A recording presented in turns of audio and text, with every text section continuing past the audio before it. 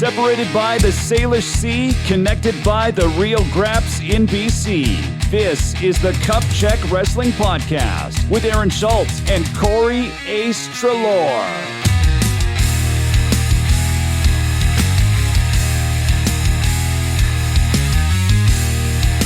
Cup Check Wrestling with a gift. It's been a little bit, so Ace and I, we thought we'd give you, the listener and the viewer, a gift. Literally and figuratively, I should say. We're joined by a guest who's, we're going to get familiar with as well while you're listening to this and watching this. We're joined by Chad Taylor, a.k.a. Chad the Gift, here on the Cup Check Wrestling Podcast.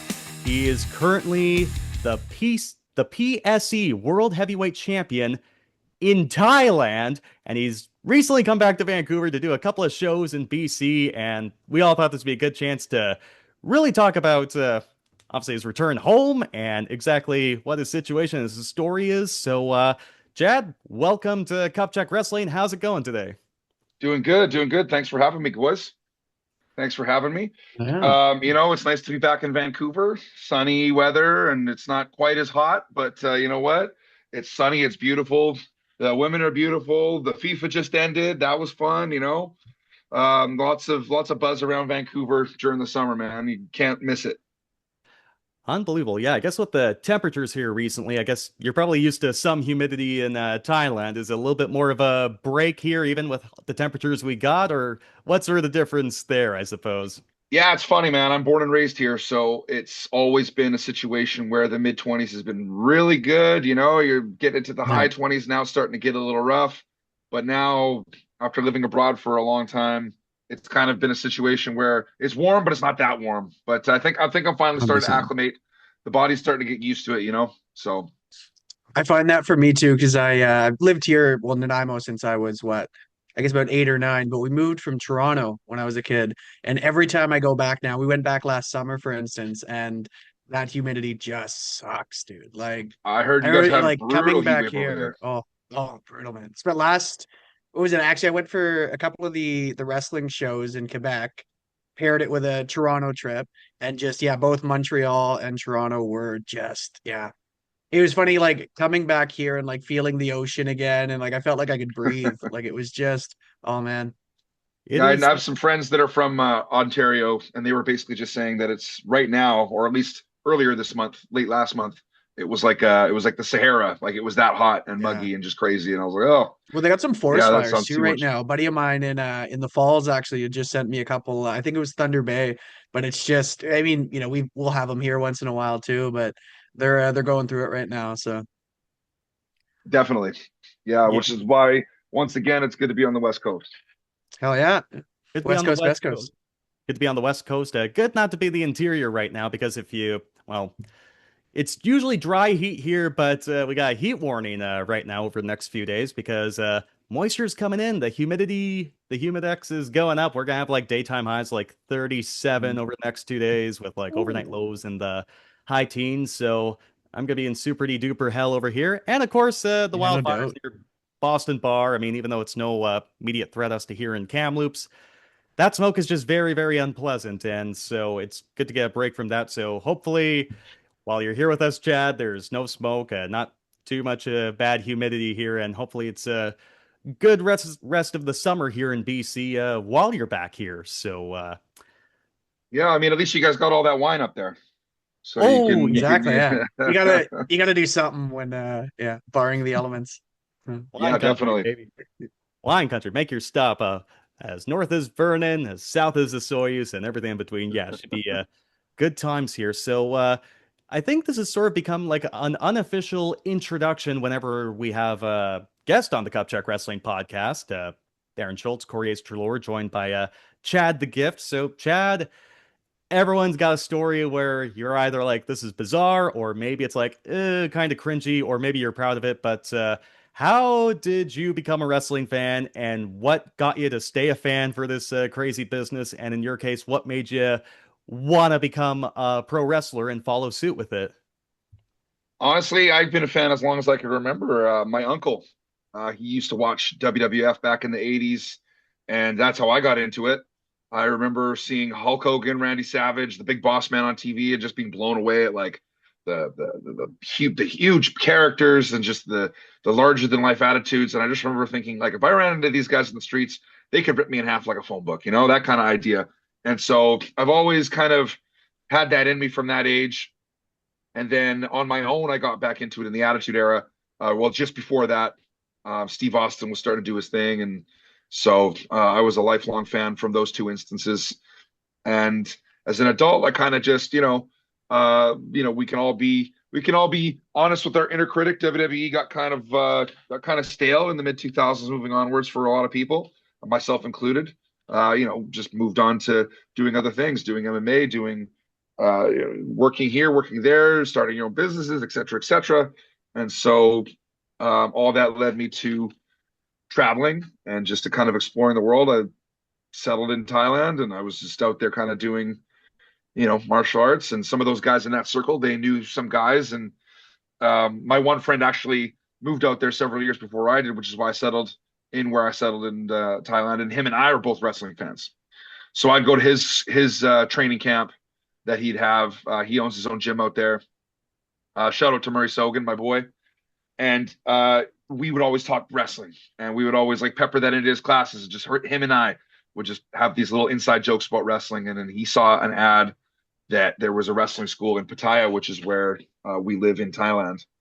And I just went to check it out. I was like, you know what? I've never even taken a bump in a ring. Like, it'd just be cool to do that. And then next thing you know, a couple months later, I'm at a show. A few months after that, it's my first run as the world champ out there. And so it just kind of fell into place. No, groovy. And I guess, yeah, you call Thailand home base now.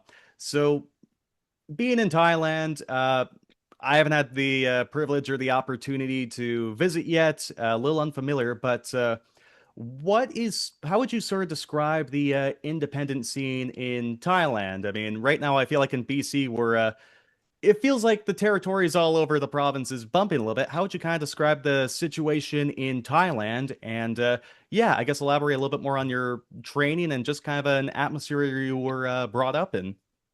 I would say it's probably the exact opposite of here. Here you've got like 10 plus promotions. There in Thailand in particular, you have two. And so the one I work with, PSE, Paradise Sports Entertainment, run by the legendary Sonny Z, who's from Toronto, actually. And he moved out there to have a dream. He moved out there to start his own promotion, and that's what he did. And so the other promotion, they do well, but they kind of stick to Bangkok, which is the capital out in Thailand, big city. Way too big of a city. If you like big cities, even, it's kind of way too big, way too sprawling. It takes 20 minutes to get anywhere, even if you're on a bike. I feel that way about Toronto, funny enough. Yeah. It's just one of those things, right? Sometimes it's too much city, and you're just like, all right, man, like, send me back somewhere where there's a beach. And but we run shows all over the place. So Sonny is of Chinese heritage. He's Chinese origin, but he grew up in Toronto. So he's got kind of the best of both worlds in that regard. He can draw upon his knowledge of Canadian wrestling and his Rolodex of Canadian wrestlers to bring some of them out, even from America, fill the roster for shows. So we've always got cool, new talent coming through when we're out there. We run shows everywhere. We run shows not only in all over Thailand, but Cambodia, Malaysia, Singapore. The title's been defended all over there. And he's got a big working relationship with China. So at this point now, I would say Thailand is my base half the year. So I spend half the year out there when it's cold and muggy and shitty here. And then I spend the rest of the time here when it's awesome. And that's kind of like how my year is starting to pan out. That's how it went last year for me. That's how it's looking like it's going this year. So we had a lot of inter-promotional work with China when I was out there this last year, to the point where I spent a month out there in March doing live stream work. So that was really cool. But I'd say it's much different than here. Much less promotions, but a lot more opportunity. You find a difference too with like the crowds. Like, I'm trying to think of, something that say might work here, might work over there, that wouldn't exactly translate either out east or back here. I don't know. I always like to think of just kind of the different things that take off. Or, you think of lucha libre in Mexico, strong style, kind of, in the Americas, we get a bit more of the dramatics, the more like theater-esque. So yeah, do you find anything that might work over there that doesn't exactly translate here? Yeah, for sure. There's a stark difference in that, especially in Thailand and places like that, they don't know what wrestling is really. That's why it's such a new market for them and it's such a niche market. So there's no fans like there is in North America or Japan or anywhere like that because they just don't know what it is. Even the fans that come through that are just tourists, they're usually from Russia. They might have an inkling of what it is, but they're not really up to snuff on like the the intricacies of like how that is, right? How that works. So when you're doing a match out there, you're really kind of keeping to the basics, right? Heel versus face, good guy versus bad guy. You're not really holding the tights to get a quick count as a heel. Nobody knows what that is. Just little things like that don't really work as well just because the crowd is learning as you're teaching them. And that's a really cool way to learn. It's a really cool experience as far as being able to kind of just focus and strengthen your basics. And I really appreciate that aspect of it. And it's such a different mindset, and it's such a different vibe to come back home and then to be in front of rabid fans that know what wrestling is, that understand, where you can kind of add all those, the frostings and the cherries on top, if you will. Yeah, I definitely see the benefit to both. I don't know, I think of here, like even when when Schultze and I were at WrestleFest a couple weeks ago, we're like, obviously we're fairly familiar with wrestling, so we're, for us it's a lot of like the inner workings of, not necessarily the story that's going on, but it's like, oh, it's cool to see how this works, and you're thinking like, oh, the pyro for that must be cool. And yeah, I remember one of the questions I asked was like, how they'd hang the title, like if it was going to be, there was a ladder match in the main event, and the scoreboard hanging above it, I was like, oh, is it going to be that high? Will they put it? So it's like, for me as a fan, it's a lot of those little things that I'm thinking of, at least going into it, where it's kind of cool to think of, kind of the maybe the less cynical is the right word going into it, where it's literally like you said, just good guy, bad guy. It's a bit more, I won't say simple storytelling for lack of a better term, but like, they actually can invest, I feel like, more in the story versus say someone who is a bit more seasoned with it. For sure, for sure. And it's the same thing, to my history of martial arts. It's like you learn more by teaching the basics to somebody. You learn more by going over the basics.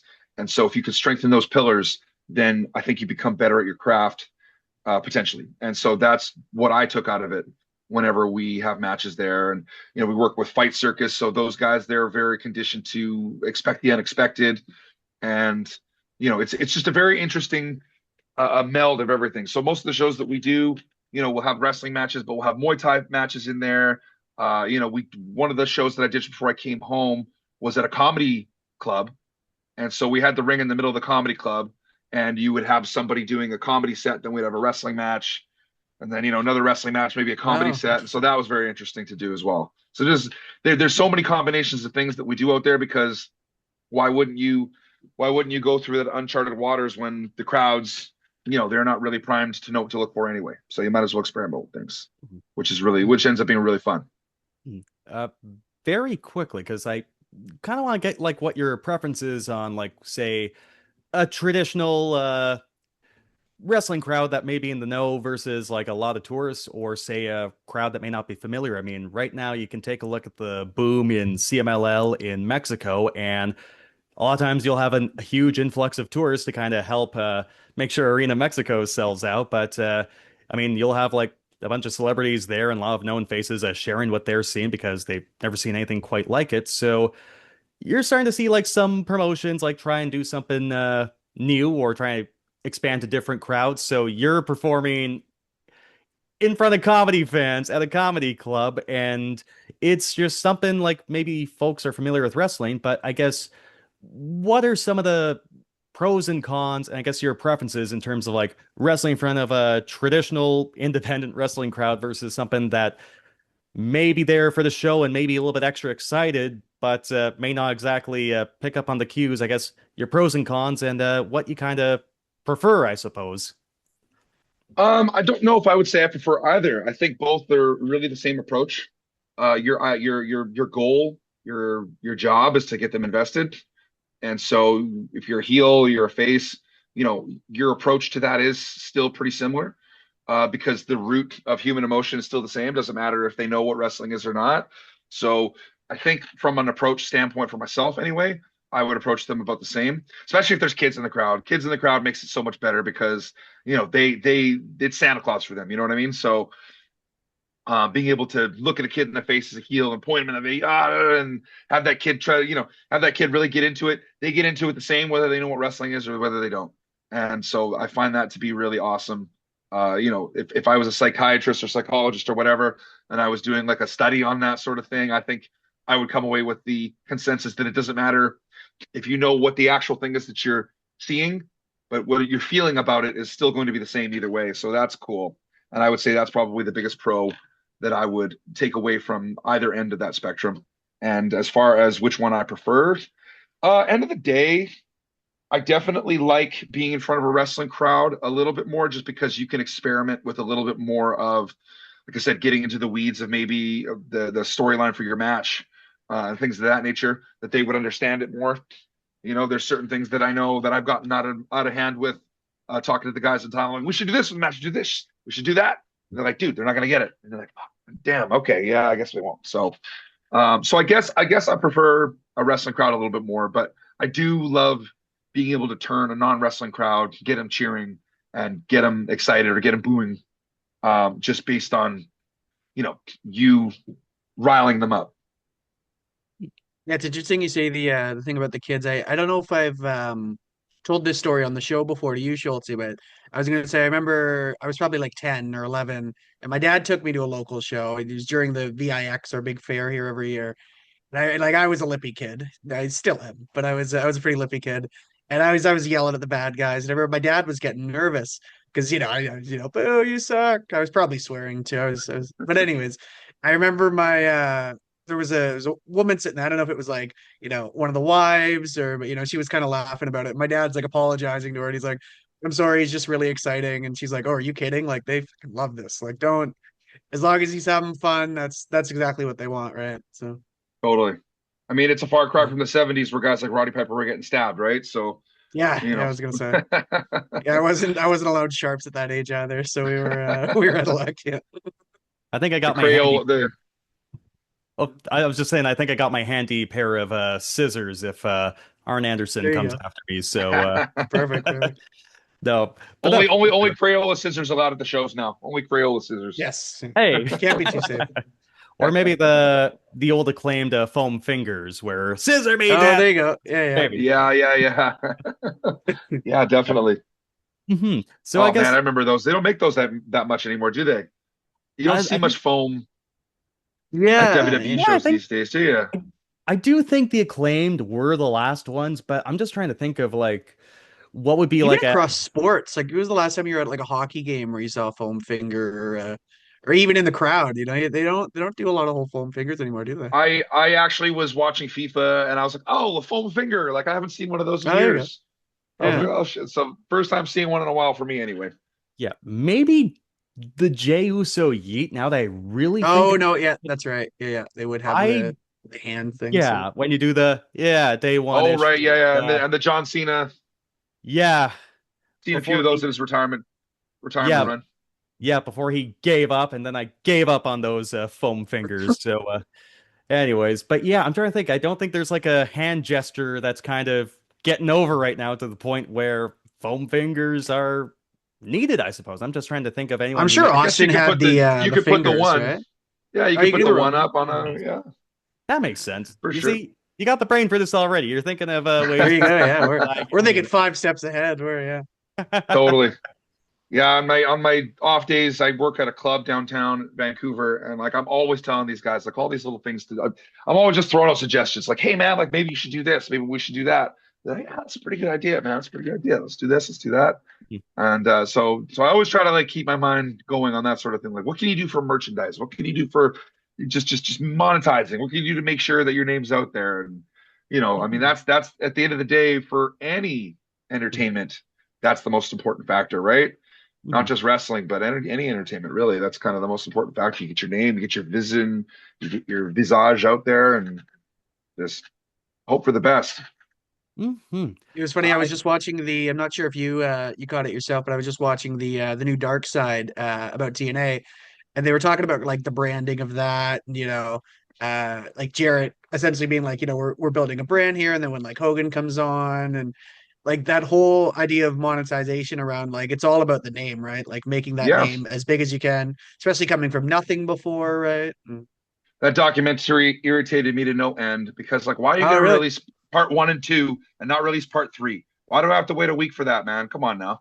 Yeah, they keep Let's That's those finish the showbiz. story subscribers in coming back. one. Yeah. Let's finish the story in one go, please, man. That's I was showbiz, invested though. in. Mm. I love that show. Yeah, Dark Side of the Ring. Love that show. Yeah. They do a And they of course they coincide that with releasing a bunch of the A&E Legends documentaries as well. So they Mhm. released a bunch of those. One of them on the Four Horsemen, which was a great one to watch. I don't Old know if I've school seen that standards. Horseman one actually yet. Oh, that'd be It cool. just released, I think, last week. Yeah, because Oh, cool. I was on My Crave, and then I saw it popped up. And they're like, "Oh, new episodes of biography." I was like, "What? Okay." Okay, I So, couldn't and then the remember. last one was the Horseman. Right. Couldn't remember. They released one on the Von Erichs recently, right? I know there's been a Yes, yeah. million of them, but I heard specifically great things about that one. And yeah, it's just still on my bucket list. But yeah, no, we're in a pretty good time for wrestling documentaries. I mean, sometimes with us, we need to have the eye to, see who's being a carny and see, okay, this is kind of how it played out. But the Well, production the Von value Erich is documentary, entertaining. the Von Erich one was good because I know you guys probably seen the film Iron Claw, Hmm. and Yeah. so they left out a whole brother from Oh the yeah. film, Yes. and I remember reading that and being like, why is he like? And then the filmmakers like because it would be so unbelievable to the audience that one more brother did the exact same thing Yeah. that we just left him out, and then I didn't realize like I knew that from before just being a wrestling historian and whatnot. I knew there was Of another course, yeah. brother, but I didn't know the intricacies of what his story was. So they had taken some of his story and given it to the other younger brother. Right, right. So the other younger brother was he was actually somewhat competent in the ring, and in the movie they made it seem like he didn't know what the hell he was doing, and so Yeah. Right. that was actually the youngest brother that was kind of like you Mhm. know not made for the ring. So it's a good documentary to watch because they actually fill you in on like a lot of the stuff that was really Right. you know happened to the family as opposed to like what a It's film also would show like you. crazy for me to think of imagining like an executive producer coming to you or like a writer coming to you and being like, sorry, your story's too sad and dramatic for Hollywood. So we Totally. gotta make it a little, like it's wild, you know. Yeah, totally. But It is a crazy story too. Like you watch that story, you're like, yeah. damn, like maybe there is curses on people because that is a wild story, that one. I always Yeah, think it too was. for Kevin to like have that like kind of gratitude afterwards and still be like, like how are you able to be grateful after like I'm glad he is, don't get me wrong, but just man, Very Yeah. inspiring. yeah, it's Like awesome. you look at you can only do but look at your own life at that point and be like, okay, like yeah, this stuff's messed up, but I have all this stuff. This Yeah, I'm grateful for all this, and just take that into perspective when you watch a story about a guy like that. So 100%. yeah, I think it'd be really cool to meet him. I don't know if He he does any meet and greets or very anything like that, but quickly. I remember seeing it was some wrestling YouTuber talking about like his experience at WrestleMania this last year, but he mentioned that at WrestleCon he got like a good 15 to 20-minute chat with Kevin Von Erich off the record because it's just like, you're a fan and you just want to meet. And he said, there's probably a lot of stories I could tell, but I felt like that was an intimate conversation. So I think if you see Kevin Von Erich at a meet and greet, or say if he's a keynote speaker doing a tour, or he's at a WrestleCon during Mania week, like it seems like he's willing to play ball and willing to have a real good conversation. So I think that'd be a real eye-opening for all of us. I know he had his issues with the Yeah. movie, and there's a lot more lore, like say, like with how events played out in the Iron Claw versus what actually happened in real life and what was omitted. But I think at the very least, like that movie, The Iron Claw, I was entertained by it. My friend who I was watching with had no history with wrestling. She was just giving me the bug eyes, like, really, did this this really happened? happen? I'm like, Yeah, Yeah. totally. yeah, I don't know. So it's at the very least, it's kind of brought the Von Erichs back into the light a little bit, and so now we can have Showtime or A&E do a documentary on them, and I think get like a little bit more of an honest, raw Yeah, actually reaction. tell the real, Mhm. yeah, For 100%. sure, for sure. And it's one thing too, like I always kind of chuckle at this sort of thing. Like when you watch a documentary about somebody and there is a movie, but there's only obviously never happened, but more than a couple times. But they're always like, oh, this isn't the way it was. And it's like, well, you took the money from Hollywood. You knew they were going to butcher it at some point. You Yeah. knew they were going to butcher it at some point. That's just what Hollywood does. So, I mean, I hope you got paid good at least because, Yeah. you know, your story is worth that money, number one. Mhm. But, you know, at the same time, it's like, yeah, of course they're going to truncate it. They're going to shorten it. They're going to twist it around as how they do things. So it's Yeah, always based on a true story. It's never a true story. exactly. Need a little bit of wiggle room there. Yeah, we could go on all day about this, but we'll try and get a little bit this back on the track just because I know you got some work to do in the province and obviously some shows to promote as well. I guess the aspect of you obviously coming back to BC, you mentioned you're here 6 months out of the year, and then you're in Thailand for the other six. Already a snowbird. I gotta congratulate you. You're already living the dream, so it's that is pretty cool in a sense there. I guess how do I frame this? So you're talking about like the business side of things, like say like you're working at the nightclub in Vancouver right now and having that wrestling brain to see if you can translate it. I guess go into your life in Thailand. I guess what made you choose to sell there? What is sort of your life as well outside of wrestling? And I know you touched on your experience with mixed martial arts. I guess anything is there anything in your character or with your ring work that kind of takes inspiration from your life or just what you sort of do in Thailand? Is there any way that I guess now that you're brain over in BC, any way that folks can maybe get a slice of what Chad the Gift is like in Thailand and kind of see him in BC? Well, I think like any of the good characters, I remember it was Mick Foley that said it, that your best character is the one that's you, but just turned up to 11. So Chad the Gift is me turned up to 11, I would say. You know, in normal life, I'm basically, I'm a bit of a trash talker, but, you know, I'm a good dude at heart, I guess you could say. The idea of just being a wrestler and being involved in it is just something that up until a couple of years ago was unbelievable to me. And I remember the first time that Sonny Z came up to me and asked me if I want to do a show, and I told him, I was like, I'll do a show, but I want to be a heel. And he's like, yeah, all right, sounds good to me. And so that's how that came about. I've never being a babyface is cool and all, it's fine, but being a heel is so much more fun. It's not so much more fun being the villain. And so, you know, I can tap into my snarky side, my trash talky side, my my ability to kind of rile people up and just kind of go from there. As far as what kind of we do out there, I mean, it's a road show, man. Like when I was out there this last time, in order to get, I have a 5-year visa out there now, and in order to get that, I had to be sponsored by a friend who owns a Muay Thai gym, and he has a big compound there. And I rented a villa out there for 4 months because I was traveling on my own for a month and a half. And I stayed in that villa maybe 7 weeks out of that, 8 weeks at the most out of that time because we were just on the road. We were just on the road. And it's great out there because most of these promotions, they get you flight, they get your room, they make sure that you're fed and you get paid on top of that. So it's always a really good time. Anytime something comes up like, yeah, they got this and that paid, I'm there. I'm there. We went to China after my month in China. We went to China for some shows, and there was like packed 5,000 people per show. Like it was a really cool experience to be out there, and it always is. And it's always just you never know. You never know what's going to come your way. You just get a message from the promoter, hey man, we're going to go do this week. Okay, awesome, let's do it. And so that's really fun. That's really fun. But being home is also really great. I got a lot of great friends out here. There's a lot of great wrestlers. There's a lot of great talent out here, and just so many people that I have to work with that it's like a kid in a candy store when it comes to just amazing wrestling talent. We had a show this past Saturday with All Star Wrestling, and I wouldn't necessarily call it a show.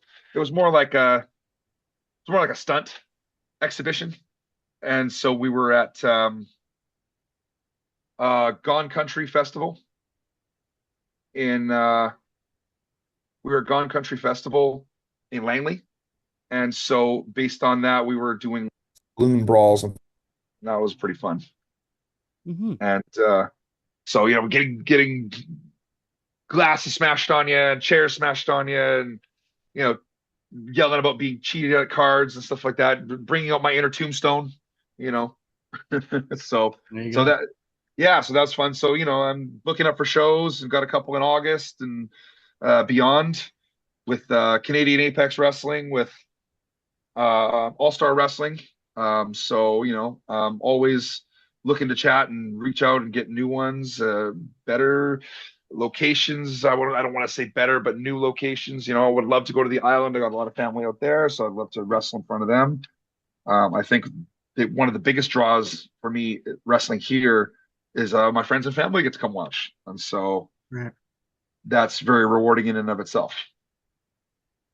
There's something really cool too about the lifestyle of that, just, okay, where am I next week? Sounds good, especially if you don't have a commitment that you're tied down to, and just you kind of, I've heard this before too, where people say it's, wrestling or wrestlers, I should say, are kind of like the last like of the bygone era of like the rock star, where it's like, hey, we're in this town, okay, we're in that town, we're, hitting the bar after the show, we're all getting together, we're flying out the next day, so I think it's really cool to be able to get that experience of, you don't know where it's coming next. And it keeps it really fun, keeps it fresh.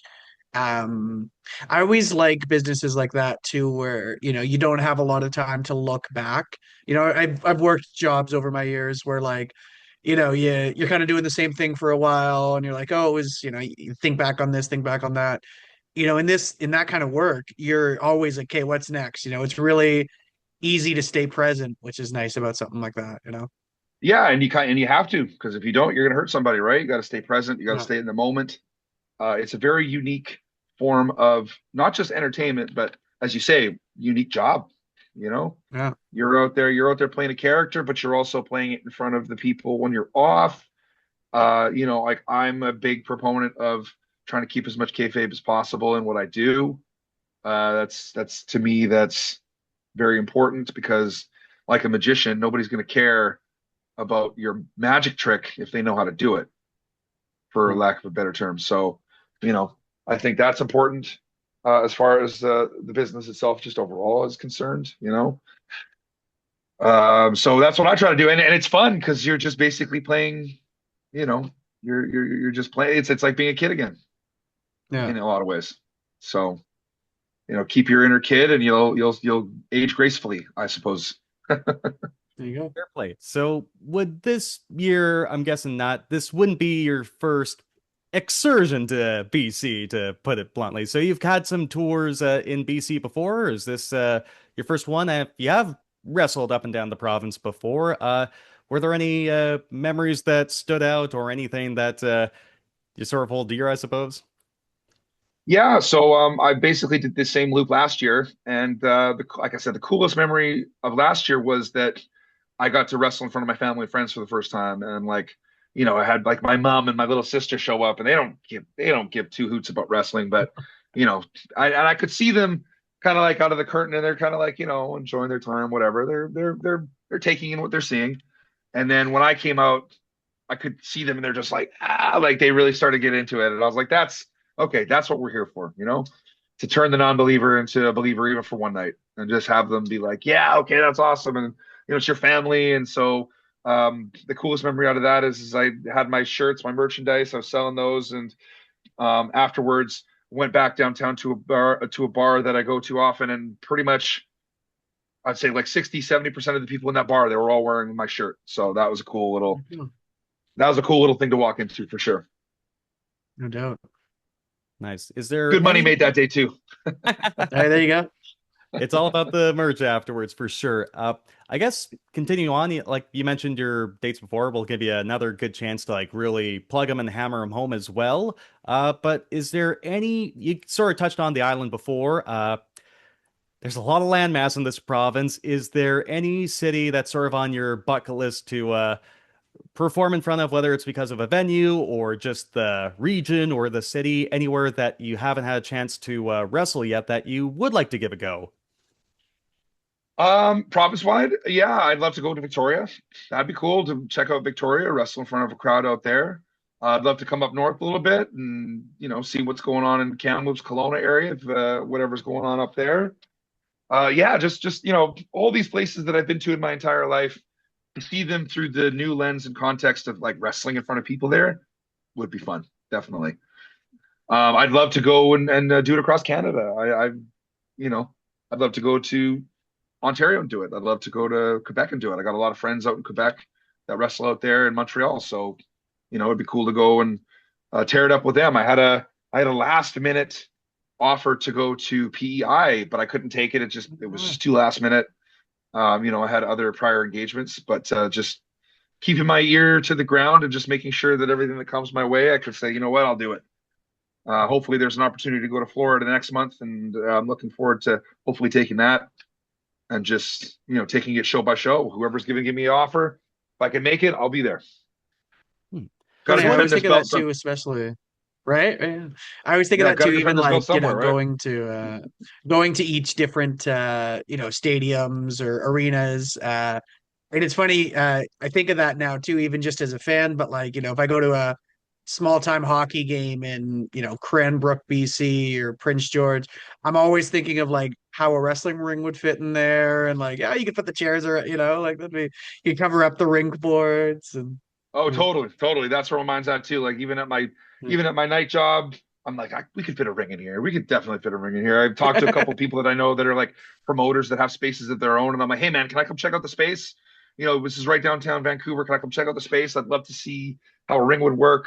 Just to bring it to the attention of some of the promoters that I got in my back pocket, so to speak, and just like see like get more shows downtown Vancouver. That's kind of where you're going to get your most crowd, right? Boom Wrestling, they've got a show at the Commodore coming up at the end of this month, and I'm sure they're going to have a great crowd for that show because it's right downtown Vancouver.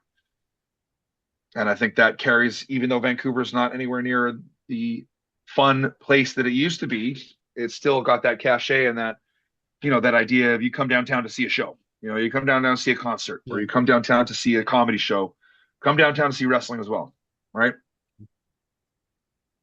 One thing I'm going back to Thailand, for example, also you're the PSE World Heavyweight Champion and you're wrestling in multiple countries. So I'd say a legit World Heavyweight Champion, literally, by going international. I'm a little unfamiliar with what travel's like in Thailand and in that region of the world. I'm just trying to compare and contrast with BC because we have a huge landmass, but you have to take a connector in Vancouver or Calgary if you're going from a smaller city to a smaller city more times often than not. So I guess what is sort of the travel like and the convenience when you're out in Thailand? I know you want to do more exploring in the province, but I guess kind of for the British Columbian who's used to, a 4-hour drive up the Coquihalla, who may have the convenience of a quicker drive or a flight, what are some of the comparisons and contrasts with, flying over there versus trying to travel over here? I actually just overheard some work colleagues talking yesterday about how expensive flights are just interprovincially, even inside the province. And it's appalling, right? Like $700 here or $500 there. Last year I took a trip to Kelowna, and thankfully it only cost 175, I think $200 maybe round trip to get into the airport and back. So that was a blessing because I know it can be super expensive. So on the other side of that coin, in Thailand and Asia, it's not really that expensive. You can get around pretty cheap with flights. We haven't done too many road trips. We did one road trip this last time where I thought it was just going to be myself and 2 other wrestlers. That's fine. I can sit in the back. I can stretch out. It was supposed to be like a 15 or 16-hour trip, and it ended up being a 20-hour trip. And then the one dude brought his wife because he wanted to be able to switch out with her so that we could go nonstop, which, number one, we didn't go nonstop. And number two, she didn't take any of the driving duties. So I'm just like crammed in the back with another wrestler for this whole time. So that was pretty rough. There's buses you can take, and the buses are so cheap. They're Greyhound style buses, and they're super cheap. So much so that you could buy 2 seats to yourself for a very good price and just kind of, take that bus. And it depends on where you're going, but a lot of the times those buses are probably about 15-hour journey. From where I live in Pattaya, it's an hour and a half to get to the airport in Bangkok. And then you can fly from there to anywhere. And it's quite easy to travel. Yeah. It does take the whole day, like any day of traveling would, but I find that it is a lot more expedient than here, and I'm definitely a lot cheaper. The only thing that I would say in its negativity is that this because it's usually Asian Airlines, the seats are a lot smaller and the leg room is a lot smaller, but the flights are also a lot less time. So, you know, it's not so big a deal. And when you get there, hotels are dirt cheap. Not that I have to worry about that normally, but hotels are dirt cheap. For anyone that's wanting to go to Asia and is worried about the budget, I assure you that the most expensive thing that you're going to have to worry about is the round trip flight from Canada to Asia and back. Everything once you get there is so cheap you'll wonder why you don't live there. That actually happened with my brother-in-law's brother. I believe it's Bangkok, but he's been out there now, I think a year or two, and just loves it. Yeah. He Yeah, flies back home a lot too, but yeah. They yeah. always I talks about mean, how much further the dollar goes and yeah, food, you're like royalty over there versus like struggling here, right? So For the yeah, context, you compare what hotel rooms here are now what like $300 minimum a yeah. night. You compare that to an average of about $25 a night out there. That's no comparison at all, right? good grief. And Ace, just to kind of give the context, your brother-in-law's brother, he's still based out in Scotland, right? It's a little bit of it's not a trip across the pond. It's still kind of on the Eastern Hemisphere. So I imagine Yeah. it's a little more of a Oh yeah. haircut than here, I imagine. Well, it's still a mish to get to, you know. It's and like you were saying too, even just a second ago, it's still like a day of travel. So, but you know, Yeah, and that's one thing about travel days is it's always going to be a day of travel. It's always going to be something. But at least with a lot of the travel that you do in Asia, there's some sightseeing to be done if you're not on a plane, right? You can take right. ferries, you can take boats. It's planes, trains, automobiles all over that place. So Fair so you play. can't go wrong. Trying to keep I don't know, this will be a BC coded question just because it feels like, especially in the peak summer travel season with reservations and just trying to make the last boat, BC ferries, everyone always has an opinion. There's a lot of discourse here. I don't know. Are we doing okay in this province from the BC ferries you've experienced, or have you seen greener pastures just in Thailand and just in those sort of Asian countries when trying to take a boat to try and make your stops? Well, I've heard that have I ever heard this correctly that now you have to have a reservation to get on the ferry? Yes and no. Like you It's can't just roll up anymore? Is that true? You can. The only route you have to have a reservation for right now would be, funny enough, the main route between Vancouver and Nanaimo, Shorts which Bay? is Yeah. Horseshoe Bay to Departure Bay, because out in West Van, they're doing some upgrades to the terminal. And of course, that's being the busiest one. So right now, you still need that. But say if you're doing Tsawwassen to Schwartz Bay or Tsawwassen to Duke Point, you can just still drive right on by to the best of Okay, my okay.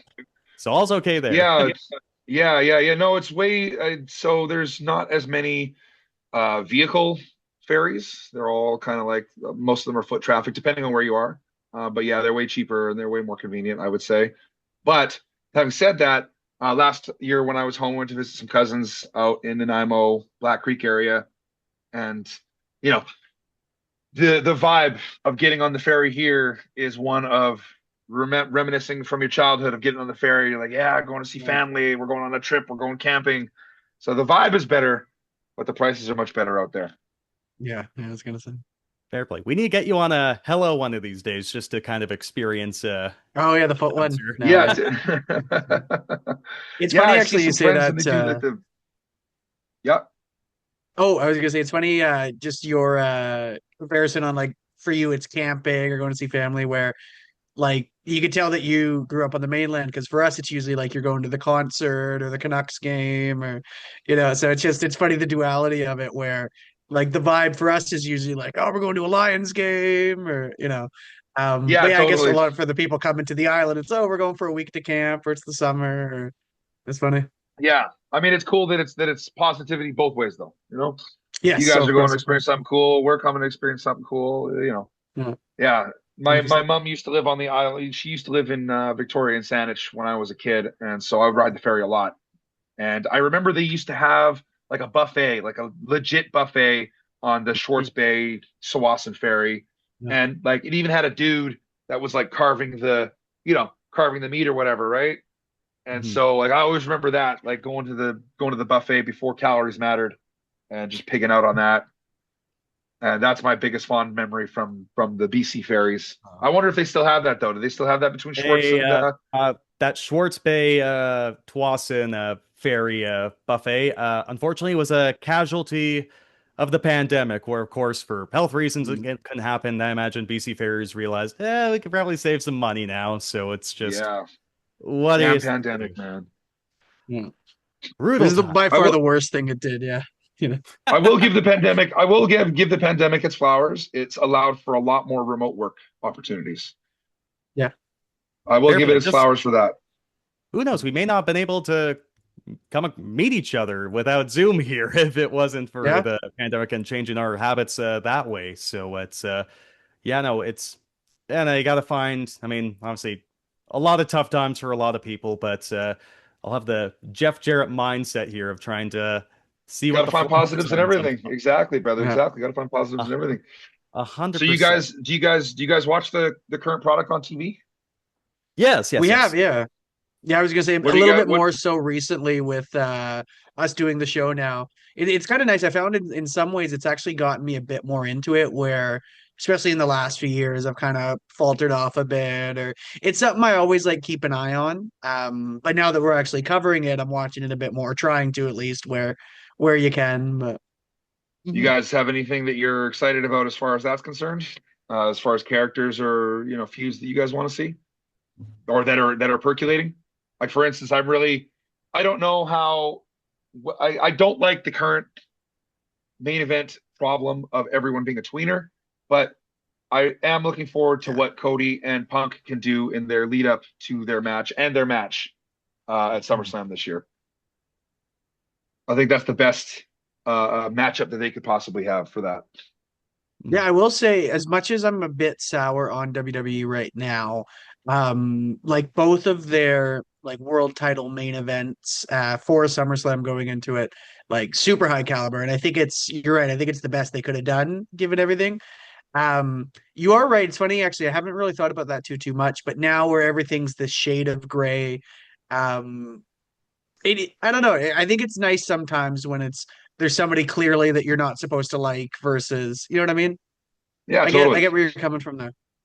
Like Seth Rollins just cold cocked Roman on Raw, and it's like, okay, where's the bloodline? Why does he not have his people out there to help him out? And then you start to think, well, does that make Seth the heel or does that make Roman the heel for having the bloodline? So it's just, I like both those guys. I think they're gonna have a great match. Roman lately has been able to pull out some really good matches on pay-per-view, or well, PLE, I guess you say now. But yeah, just it's all muddled, and I don't know if they know where they're going with it. It's funny too, because even if you think like, well, let's say, maybe the bloodline wasn't there because Roman said, no, no, no, let me handle this business on my own. Well, in that case, then too, wouldn't that like him being super brave and like, if we're supposed to cheer for Seth, yeah, I don't know. It's the Wouldn't you thing. not? Yeah, it's Wouldn't all you? Yeah, this kind of big mess. Wouldn't you not need the bloodline then if you were being super brave? Yeah, you know, but Uh, Yeah. if you don't have anything nice to say, don't say it at all. So that'll be my take on the current situation with the Fed right now. But no, about that point, I guess because I don't know, I think I'll say, for example, like AEW is sort of my promotion that I like to follow the most right now. We'll see what Maple Leaf Pro does tonight for their inaugural episode, but because right now there's a little bit more of like like a firm line in the sand, like say Maxwell Jacob Friedman's work over the last year and change, and compare that to Kenny Omega, who's now the new champion and the pure unadulterated white meat babyface, and then you still have that. Maybe he'll be a tweener eventually in Will Ospreay, but then always the tweener right now in John Moxley. But then even taking a look at overseas, like say I'm gonna be trying to do my best to watch the entire G1 tournament for New Japan Pro Wrestling, and right now Yoda Tsuji's more of the babyface, but just has that look where it's like he can become a heel whenever. And then you have Callum Newman's group. It's like, you are absolutely not supposed to like these guys. So I think you're still seeing some points where it's more, I don't know, feels like more like WWE right now, where, I do like the aspect where there's continuity and people don't forget previous I do instances like that. that Yeah, I do happened like to that. I them. do like Yeah. that WWE's Yeah. doing that. I do like that for sure. Sometimes, like, I don't know, sometimes at the end of the day, you want to root for someone for a reason. And I think you can always kind of get away with who you're supposed to cheer for when it's a battle of baby faces. But if both folks are coming across as unlikable, I don't know, because you can always, like, I'm not sure if you have the similar thought with your MMA background, but for those kind of scenarios, I mean, a UFC show is like hard to beat because they were kind of doing that aspect of pro wrestling better than pro wrestling for a little bit, it felt like. So Yeah, yeah, totally. still like the babyface, of course. Dana White was taking notes from Vince for a long time, man. hmm Yeah, I that think was a that was great. always one thing I struggled with when I was younger, where like so much of what made UFC popular, and I would tell my buddies this when they'd make fun of me for watching wrestling, or it's like so much of what made the UFC as big as it became was the fact that it was essentially just real pro wrestling, you know? Mhm. And it was like, okay, it's a legitimate contest, but you know, like these guys like talk trash about each other, and then at the end they're like, I got nothing but respect for him. We were just selling a fight, and I'm like, fuck you, you know, like don't say that right after I bought it, you know. But that was Well, you always guys one ever heard thing the that I you know. Oh, sorry, what was that? you guys ever heard the term that wrestling is life, right? And so, like Yeah. in all aspects of life, you can find something that was, put forth by professional wrestling. You know, whether it's politics, whether it's MMA, whether it's, sports or fashion or whatever. There's like some influence of professional wrestling in all aspects of kind of like, modern life. And I don't know that I buy it to that degree, but I definitely, you see it in most forms of entertainment these days. The music, the pyro, Mm. the big characters, the flashy colors, you know, that all came from Vince, right? The guys like Gorgeous Forget George who from Forum. mentioned I it. mean, I forget who mentioned it, but I remember somebody recently kind of equating the world of like news today, because whatever side you're on, essentially like they're selling you that this is the good guy, the other's the bad, like, and it's become such like its own form of media now where, you know, a lot of people will just keep their channel on 24/7. And again, not, you know, but whatever side you're on, they suck, you're great, they suck, right? And you know, that's pro wrestling 101 is to be like, can you believe they did this? Well, you know, this for, it's you know, definitely this shades of November when the elections yeah. come around, you know, we're taking it. And yeah, I mean, let's not forget Donald Trump used to be a wrestler. yeah, that's a very, at very least good at point. least for one show. He At least for one translated show, fairly he well. Yeah. I still love the yeah. story of what was it? I think it was like after the WrestleManias at like, when it was in like Atlantic City, New Jersey or something, and Bret Hart told the story that, Donald Trump thought was real. Or after Vince McMahon's limousine exploded in 2007, that he thought that Vince actually He called him up. Yeah, Oh yeah, yeah. You can never be too safe. We need folks who check on our buddies, I suppose. Uh, You Chad the know, it's Gift, good when you can work the boys too. yeah. That's the whole point, right? If you can work the boys, you're doing a pretty good job. you may end up tanking your own business in the. I'm just reading the death of WCW again. I'm just kind of sort of realizing the whole, work the boys. You may tank yourself in the long run. Like you're doing a If masterful you if job. you if you work the boys because you think it's a television show, then you're going to tank it. If you work the boys because you realize you're a pro wrestling company, you'll probably do pretty good. And Vince Russo never realized that. That's why the latter days of WCW, and I don't think Eric Bischoff really realized that to a certain extent. Definitely So not. it is No. what it is. I know if you listen to his podcast, he'll say that it's a television company first, or it was, sorry, a television company first. And that Yeah. has some merit in the sense of how they were building ad revenue and how they were generating profit.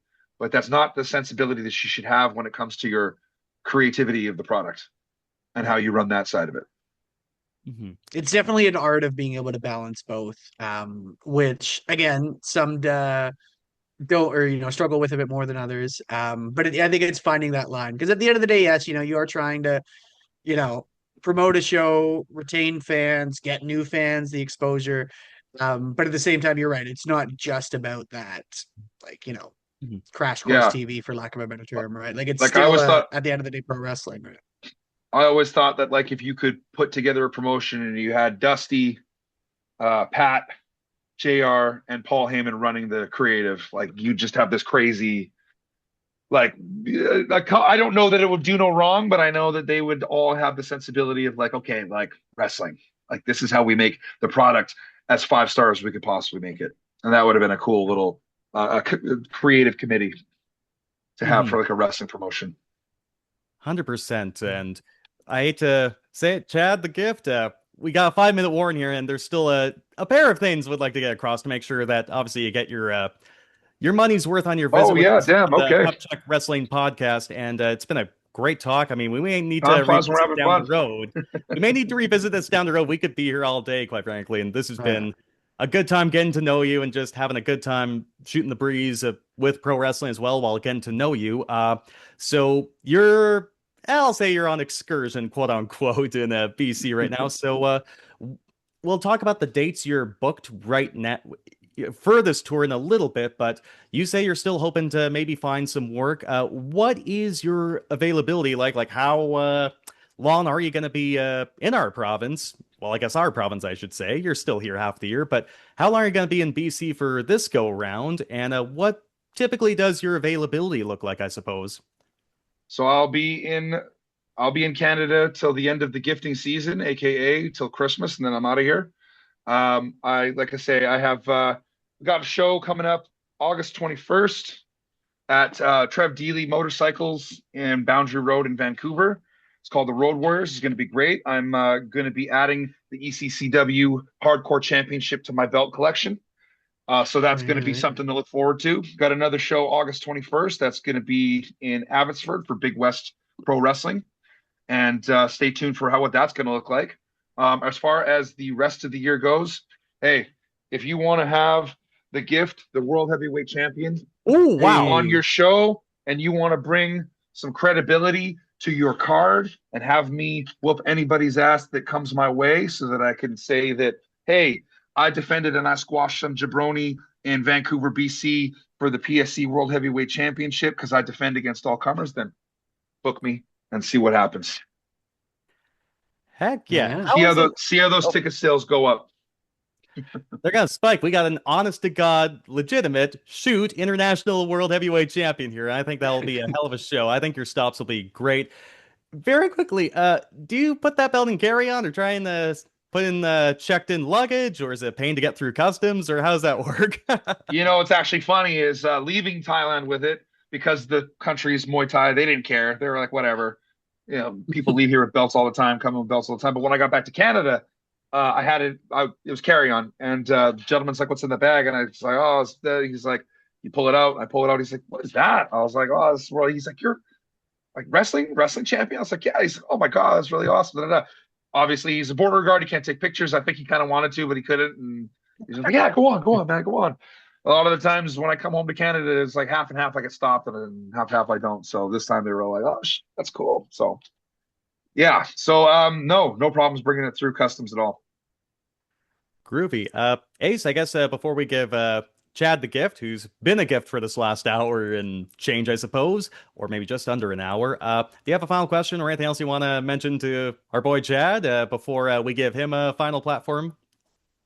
Real quick, actually, just when you had mentioned the security or the border security, I think of a lot of those stories with WWE superstars who've been Money in the Bank, because you're carrying that briefcase everywhere you go. So most of them end up using just it as their carry-on, throw their gear in, kind of whatever they're traveling in. And I remember it was Seth Rollins who told a story once where he's going through security. It's like 4 a.m. He's exhausted. And he said this older, probably 50-something woman, looks at his briefcase and said, like, why does it say like monkey?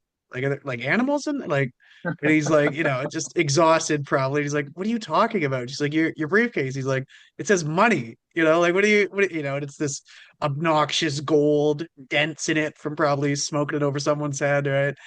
And yeah, it's just little things like that that make those, because I think of how much, I hate TSA and it's always me throwing out mouthwash. And so it's cool to think of somebody like going through and just be like, oh no, wait, what? Like that's crazy, So Yeah, that's totally. awesome. It was a cool return to Canada for sure.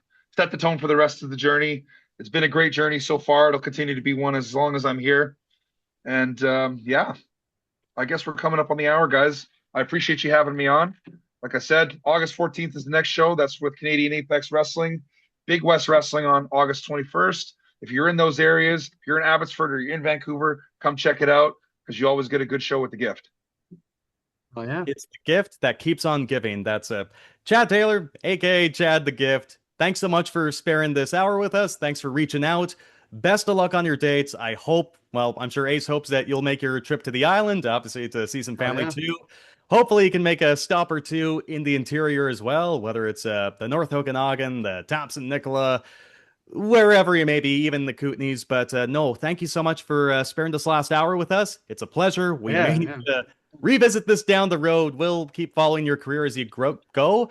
Enjoy the rest of your stay in BC and enjoy your summer as well. And I'm sure we'll keep in touch down the road. And thanks so much again. Definitely. Thanks a lot for having me, guys. And it was great meeting you and hanging out with you. Oh yeah. Absolutely. We'll do this again soon. Yeah, please. Let's do it anytime you guys want, man. I'm in. Definitely. Heck yeah. We dig it. That is Chad Taylor, a.k.a. Chad the Gift, the current PSE World Heavyweight Champion. He's making a couple of stops already so far in BC. He's going to hopefully get some more stops in our beautiful province as well. And it could be some of these ones, Ace. We got some, Times Arrow marches forward. We've got even more independent pro wrestling stops here. Very quickly, it's the fair season. We talked about your days at the VIX. A lot of days coming up here for Vancouver Island Professional Wrestling. A lot of fairs and whatnot. Saturday, August 1st at 6 p.m., we got Ladysmith Days. And then later, a month or so later, VIPW is going to invade the Saanich Fair. That's Saturday, September 5th at 7 o'clock p.m. The week after, Friday, September 11th, 6 p.m., it's pro wrestling at the Alberni Fair in Port Alberni. Another week later, it's the Cowichan Exhibition for, Cowichan Exhibition Pro Wrestling at the Cowichan Exhibition Grounds. That's Friday, September 18th at 6 p.m. Friday, September 25th, as mentioned before, the VIX. That's when VIPW and the VIX will come together like the Mega Powers. That's Friday, September 25th at noon. And of course, the bigger shows for the rest of the calendar year. Friday, October 9th at 6:30 p.m. It's the VIPW 13th anniversary show, night one, taking place at the Langford Legion. Steph DeLander and her partner, Mance Warner, will be showing up for that show, as they will for the second show, Saturday, October 10th at 6:30 p.m. from the Centennial Building in Nanaimo. That's the night two of the anniversary tour, the 13th anniversary of VIPW. It's noted that there is low stock already. We're 3 months out of the show, but already low stock for that Centennial Building show for the second night of the 13th anniversary tour. Get your tickets already there, Ace. We may be held up at the door at this rate with how fast they're flying, I suppose. They just announced a couple new shows here as well. VIPW, Friday, October 23rd at 6:30 p.m. from Matt Ma's Gym. I hope I pronounced that right, but Matt Ma's Gym in Port Alberni. That's on the 23rd of October. And then from Duncan Eagles Hall in Duncan, in the Cowichan Valley, Saturday, October 24th at 6:30 p.m. Going to the interior, this upcoming Friday, I'll be at this show. Friday, July 17th at 6 p.m., it's Thrash Wrestling Violent Tendencies from Moccasin Square Gardens onto the Kamloops Reserve in Kamloops. The following week, Thrash Wrestling Smash Hit, Friday, July 24th at 7 p.m. from the Schubert Center in Vernon. The day afterwards, they're going down to the Royal Canadian Legion in Osoyoos, Saturday, July 25th at 7 p.m. A month or so later, Thrash Wrestling Bustin' Heads, they're going to the Kootenays at the Grand Forks Curling Club on Friday, August 14th at 7 p.m. And then it's Thrash Wrestling, Breaking News, taking place at the Cranbrook Curling Center, Saturday, August 15th at 7 p.m. They're remaining in the Kootenays. A week or so later, they're coming back to the Okanagan, Friday, August 21st at 7 p.m. from the Luso Canadian Multicultural Society in Penticton. And then from the St. Peter and Paul Ukrainian Orthodox Parish Hall, that kind of unintentionally rhymed, that's pretty cool, in Kelowna, BC, though, for Saturday, August 22nd at 7 p.m. Going to the Lower Mainland, Boom Pro Wrestling, They got a full slate of shows. We'll be here all day if we go through each and every one. But Boom Pro Wrestling Season 4, the schedule's out, as well as the Kits League, which takes place on 10th Avenue in Vancouver. And the big show, as our boy Chad the Gift mentioned earlier, later this month, Saturday, July 25th, at the Commodore Ballroom in Vancouver for Boom Pro Wrestling, the biggest one. So, stick in the Lower Mainland, Big West Pro Wrestling. It's making its debut show in Abbotsford Friday, August 21st at 7:30 p.m. from the Mount Lehman Community Association in Abbotsford. And then the following day, Big West in Surrey, Too Hot to Handle, Saturday, August 22nd at 1 p.m. from the Sullivan Hall in Surrey. And then they'll also show up at the community sale in Falkland, just about a half-hour drive away from Kamloops here on Saturday, September 26th at 12:30 in the afternoon. All-Star Wrestling, Command and Conquer, taking place at the Evergreen Hall in Chilliwack, Saturday, September 12th at 7:30 p.m. Up north, on the road to Primetime goes big time. It's Primetime Pro Wrestling having a pair of shows at the Prince George Civic Center in Prince George, first on Friday, September 25th, and then Saturday, September 26th. Both those shows at 5:45 p.m. They'll wrap up that weekend, Sunday, September 27th at 6:30 p.m. from the Quesnel and District Senior Society in Quesnel in the Caribou. That's Sunday, September 27th at 6:30 p.m. And then finally, live from the CN Center, the home of the Prince George Cougars, Friday, October 16th at 6 p.m. Primetime goes big time. And a quartet of shows. That's, of course, it's not an independent BC promotion, but shows in BC. August 21st from the Clarion Hotel, Pinnacle Ballroom in Abbotsford, Midget Wrestling Warriors, they're back. The day afterwards, they'll be at the Keys Event Center, August 22nd in Vancouver. And then they're coming to the interior, Wednesday, August 26th at 6 p.m. from Revelry in Kelowna. And finally, Midget Wrestling Warriors taking place right here in Kamloops. The night shift on 5th, downtown, Thursday, August 27th at 6 p.m. The independent scene is still bumping here in BC. A bunch of shows to check out. Ace, quick chance to revisit our chat with Chad the Gift. I mean, we kind of went to it a little bit blind. Of course, he reached out to us. It was a lovely hours spent. And yeah, seems like a salt-of-the-earth human being who's got a knack for the business. Really informative chat in a lot of ways. What sort of stuck out to you? I could go a million ways with whether it's just like the comparison of the crowds or just how he became a wrestling fan and just the differences of travel in Asia versus BC and just like his thoughts on the business. What sort of stood out to you during our hour chat? Yeah, the one thing that I thought was really cool was the idea of the crowds there not being as in the know, like just wrestling wise. I think of an independent show even. And obviously there's kids that get into wrestling on their own here. I should specify. There's kids that get into wrestling on their own, but I think a lot of it is, not older, 30 something dads who like get their kids into it, lifers that have just watched it forever. There's a couple, frat guys that are just looking for something to do, especially in smaller towns, Um, it's really interesting to me to think of, because even the people who don't really know wrestling here, they have an idea of it or a concept of it, or I think it was funny when I started dating Brooke, my fiance now. One of the things that I found very interesting was that he was never a wrestling fan, but it wasn't even just like, oh yeah, I've never, yeah, Hulk Hogan, The Rock, just little dumb for me. She was so just out of the realm of like what it is, like didn't know who Hogan was, knew The Rock as an actor, obviously. And to me, that was insane because, even, I mean, you'll get it, obviously, having talked to people about wrestling over the years who don't watch or who aren't familiar with it. They're like, oh, yeah, that thing Hogan does, whatever. Stone Cold, The Rock, right? Um, so it's, a lot of the crowds there are either lapsed fans with kids into it, lifers that, so it's interesting to me to think of like tourists coming through. Again, I'm sure there's a lot of, American tourists who again go there because they know, your flight's your biggest expense. Then once you're there, everything's dirt cheap.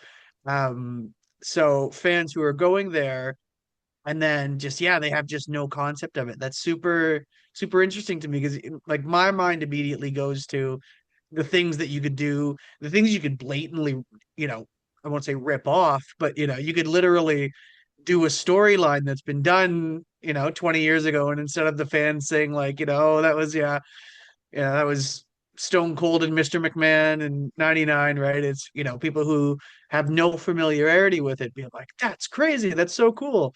Um, so to me, that was the most interesting part of the conversation is just seeing the contrast with the fans. And I feel like for Chad's sake, it must be so cool to because obviously, like he said, there's you know pros and cons, and he loves getting the chance to wrestle here as well.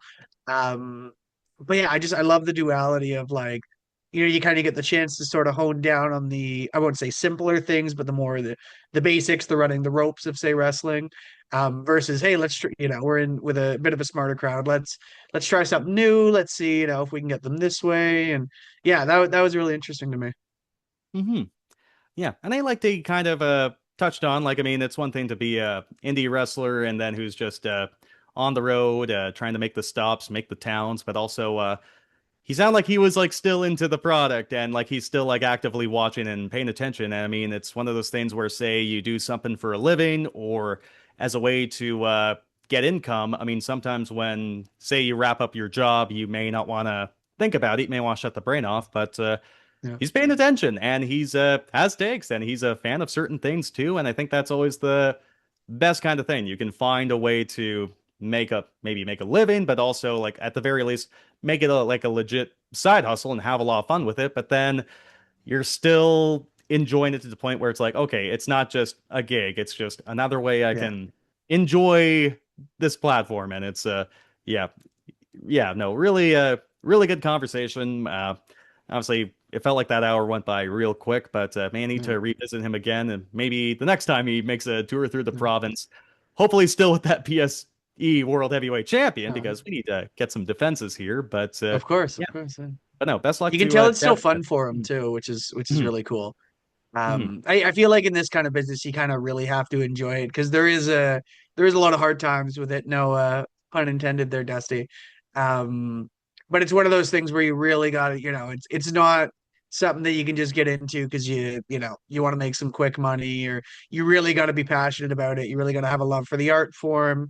So yeah, I love seeing people who are passionate about wrestling fucking kick ass, you know, and to take it across the world. You know, whenever you hear about a lot of wrestlers who travel the world. A lot of times it's in the bigger companies, you know, whether that be WWE, AEW, or you know. So it's cool to see that like you can legitimately still travel the world even without, you know, necessarily having to work in WWE or so I know I love that. And I love seeing guys like that get paid. So we're done. 100%. I mean, maybe back in the 80s where it's like it's still such a body business. Like, oh, look at this guy look at this bouncer throw these two drunks out of this bar. He could be a wrestler. We could teach him some things. And Yeah. then it's just those are the days maybe where it's such an easier path to maybe making money back there or to at least maybe get to the World Wrestling Federation. But no, really insightful convo. Yeah, wish him the best of luck on the rest of his tour here, and hopefully, yeah, just fingers crossed. Hopefully, he gets some more dates. If you're a promoter out there, let's book our boy. Let's book our boy. It seems like he's coming in Fuck with a yeah. good mindset and just wants to enjoy his half of the year here. So, yeah, best of luck to Chad the Gift the rest of the way. But Time Zero marches forward because he's a fan of the current product himself. I'm sure he wants us to touch on it as well too. I guess he's alluding to a little bit of the build to SummerSlam. WWE SummerSlam coming up, at the start of next month, taking place Saturday, August 1st to Sunday, August 2nd. It's another two-night pay-per-view event because WWE just hates me and wants to eat up my entire weekend. And it's just, yeah, I hate two-night shows, but oh, as long as you're getting money, I mean, it's not like it's like canceling the buffet on BC Ferries. If it's a money saver or a money earner, then there's no negotiables there. We got 6 matches for the card so far. I think if you remove the context of what has transpired in 2026 or maybe even last year and a half if you want to go that far. Looks like a pretty good card. It's how you get there, I suppose, and I guess like everything that's sort of leading up to it. And I think the match that I think Chad was talking a little bit about the most intrigue. I think I have the most intrigue in this match personally. It's well, first of all, we don't know which matches are taking place on which show, but at the very least, CM Punk is defending the WWE Championship against Cody Rhodes. Since we've been gone, Sami Zayn had the most brief WWE Championship reign in recent memory. This Monday Night Raw was in Chicago. Cody Rhodes was supposed to challenge Sami Zayn. He was taken out by Gunther, so he was not good to go. But who would be available in Chicago that all of a sudden challenged Sami Zayn? But Who else? old CM Punk himself, old Phil, he's looking gassed. He's looking jacked. And he beat Sami Zayn, and he's the new WWE champion going into SummerSlam. It's overall, I'm happy. Like, this is a match. Like, me being a WWE hating sicko away for a second, I'll put on the critic cap for the purpose of this podcast today. But this really is one of the biggest matches that they have available, and it's a match that's been teased for over 2 years at this point. So I'm happy we're getting it. I'm intrigued to what's happening because it feels like it's the kind of match that, of course, who wins, but also, is there an angle afterwards? Because they're both in interesting positions right now, CM Punk and Cody Rhodes, with maybe a lot of backstage politics going around. But yeah, it's interesting how we kind of got here after all this time. Just with Sami Zayn briefly having the championship, and now who knows exactly what will transpire once SummerSlam actually happens, and once these couple weeks of TV are up. Yeah, I don't know. I don't know if this was necessarily the best move, winning the championship, especially just off Sami Zayn. Don't get me wrong. Again, you're right. I think the biggest match they could have done would have been Punk and Cody. So I can see why they'd want to do that. In that case, though, I honestly, yeah, I don't know if maybe they want to do another like chase with Cody but I really would have just kept the belt on him and then had Punk challenge him if that was the case. Just because I don't know if it really does Punk any favors. In my mind now, he's kind of looking like, I mean, it's been memed to shit, but that guy he would have complained about coming back, 14 years ago, whenever the Summer of Punk was, coming back to steal that main event spot. Um, yeah, I don't know if it's doing him any favors. I do feel like though, just with what I feel like is a lot of Cody fatigue, I imagine he'll probably get a bit more of the cheers going into SummerSlam still. So maybe in that case, pairing him with Cody here is the best thing they could have done. But yeah, I don't know. You're right. The one thing that's fun about this is a lot of times, and maybe in contrast to the other world title match on this show, you really don't know who's going to win because they could just give it right back to Cody, or maybe Punk's holding on to this now for a little bit. So at least there is some intrigue there where it's like I do feel kind of like anything could happen. So we'll see. And we've still got some time before SummerSlam on TV to kind of flush this out. You're right. Yeah, are they going to be working this program for a while?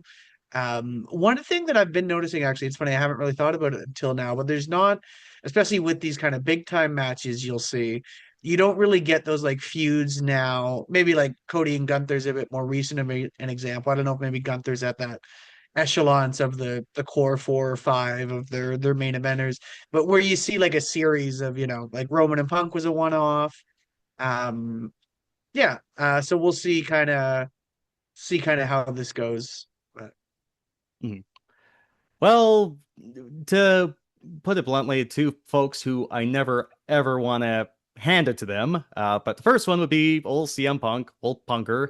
I don't want to hand it to him, but I must point out that podcast he did with Colt Cabana all those years ago that had such a ripple effect where he mentioned, when he was a full-time guy and he was questioning why is Brock Lesnar coming in, beating me and then bouncing? Or why is The Rock doing that? Coming in briefly, beat me and then bouncing. He did mention he did want to become that guy. And I don't know, CM Punk is every now and then seems to be kind of a hypocrite. So at the very least, he admitted, like, okay, if this is how it works, I want to be that too. So it feels like he's finally at that page, because you mentioned if it does him any favors. I mean, there are the reports about, like, even if it may not be as, say, heightened as, CM Punk thinking that, the Elite were putting out rumors that he got Colt Cabana removed or fired, or felt like Hangman Adam Page saw him, or maybe that, you know, old Jungle Boy said, "Cry me a river." Like, I don't think it seems like there may not be anything at that echelon, but seemingly there's some grievances. He's been off TV for 3 months, and he lost the World Heavyweight Championship at WrestleMania, and then all of a sudden, he's just back being the champion. And then Cody Rhodes. Maybe just, yeah, maybe it's just a matter of, like, okay, Punk comes back because I don't have to beat Sammy. And if that's what they were kind of sold on for a story. So I think there's a lot of that's not working for me, brothering going along right now. And the second person I have to hand it to, but I gotta hand it to him. Even you can argue if it's good, but it's sensical in a sense. I gotta give old Triple H some credit. It made sense in the end in terms of, Cody Rhodes and Gunther having their feud, and Sami Zayn having his issues with Cody Rhodes in terms of, like, oh, will he actually be the champion? And then to set up Gunther and Nick Aldis, Sami Zayn gets thrown in there and Sami Zayn's the champion. It sets up Gunther and Nick Aldis for what presumably will be a match at this upcoming SummerSlam weekend.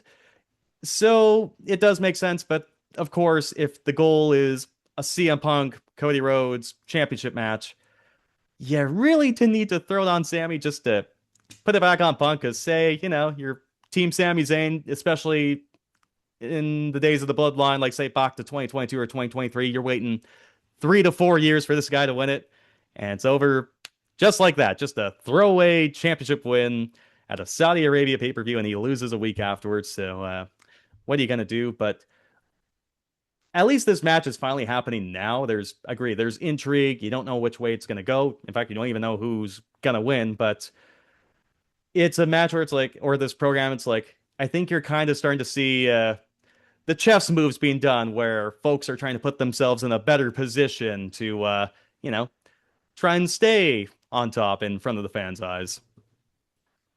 Yeah. Yeah, I don't know. There's a few problems I still have, I think, with just yeah.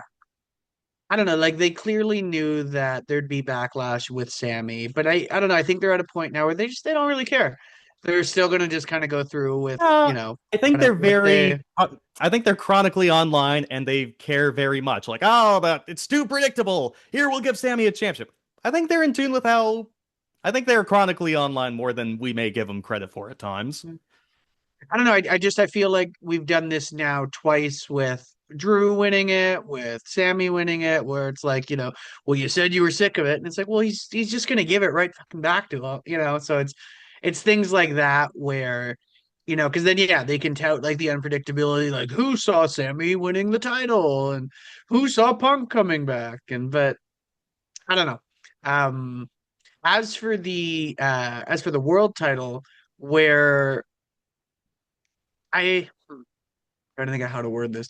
I do like I think there is a lot of intrigue in this story. Obviously, it's been, what, 12 years in the make, 14 if you count, like, the debut of the Shield. It does feel a little bit more predictable to me, where I mean, just considering that, Seth's really gotten the better of Roman most of the times they've had one-on-one matches.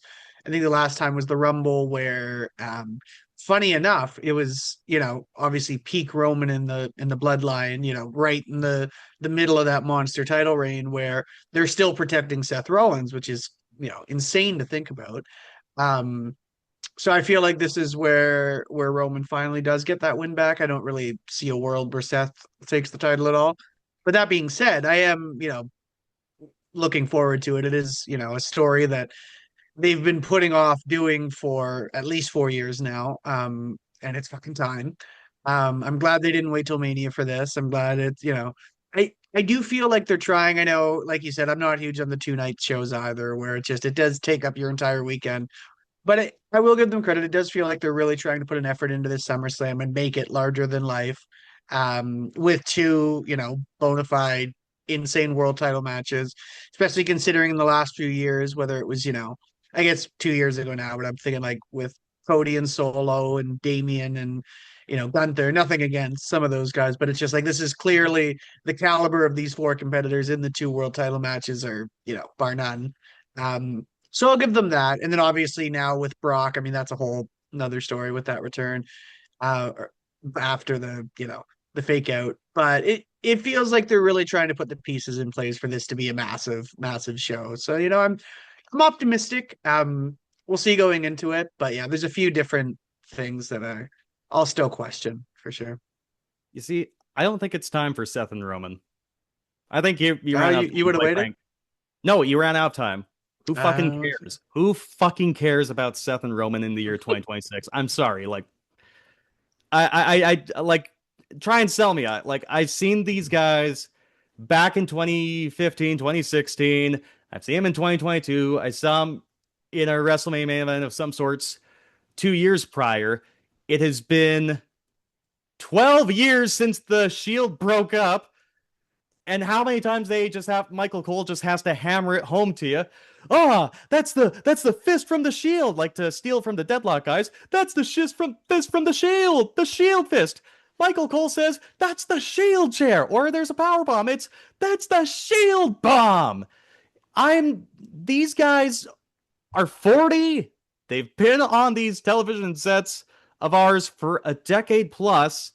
Who fucking cares? And even, because like what? Seth wins a match, he beats Braun Breaker, someone who's new and can actually feel fresh and exciting. He beats him just to have this match that, in my opinion, is just years too late.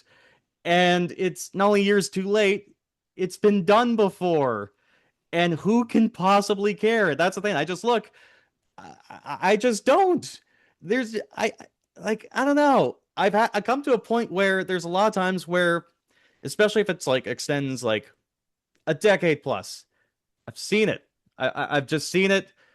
Give me something else. Let's see what else is there to come. And unfortunately, it feels like there's a lot of talent that might be able to be in that kind of a position. And we're not getting that because it's all about teases, all about extending. But I don't know.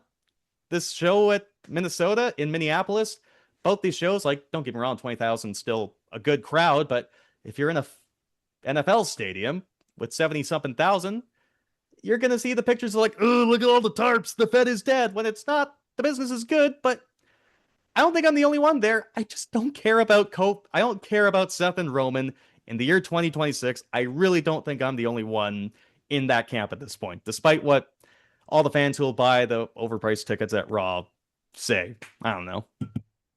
Well, for me too, even just thinking of, even if you look at it even a bit more recently, I think that the last really bit of storytelling they told with these two specifically was the fact that, in storyline and kayfabe wise, that monster title reign lasted because Roman just couldn't get over fucking Seth. And it's crazy to me to think that, like, to your point there, that was still 2.5 fucking years ago now. Like, Cody finished the story in March or April, whatever the fucking date was, in 2024. And maybe if you had done it at SummerSlam 2024, sure.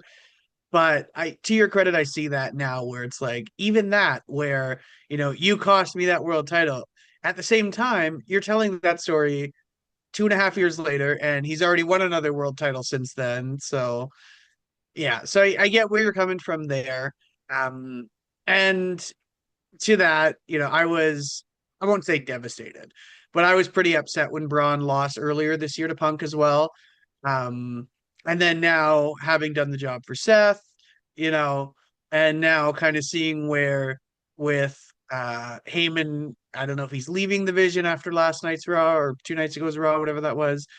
But to see where like Braun is now, it's not looking good, bruv. It is not looking good.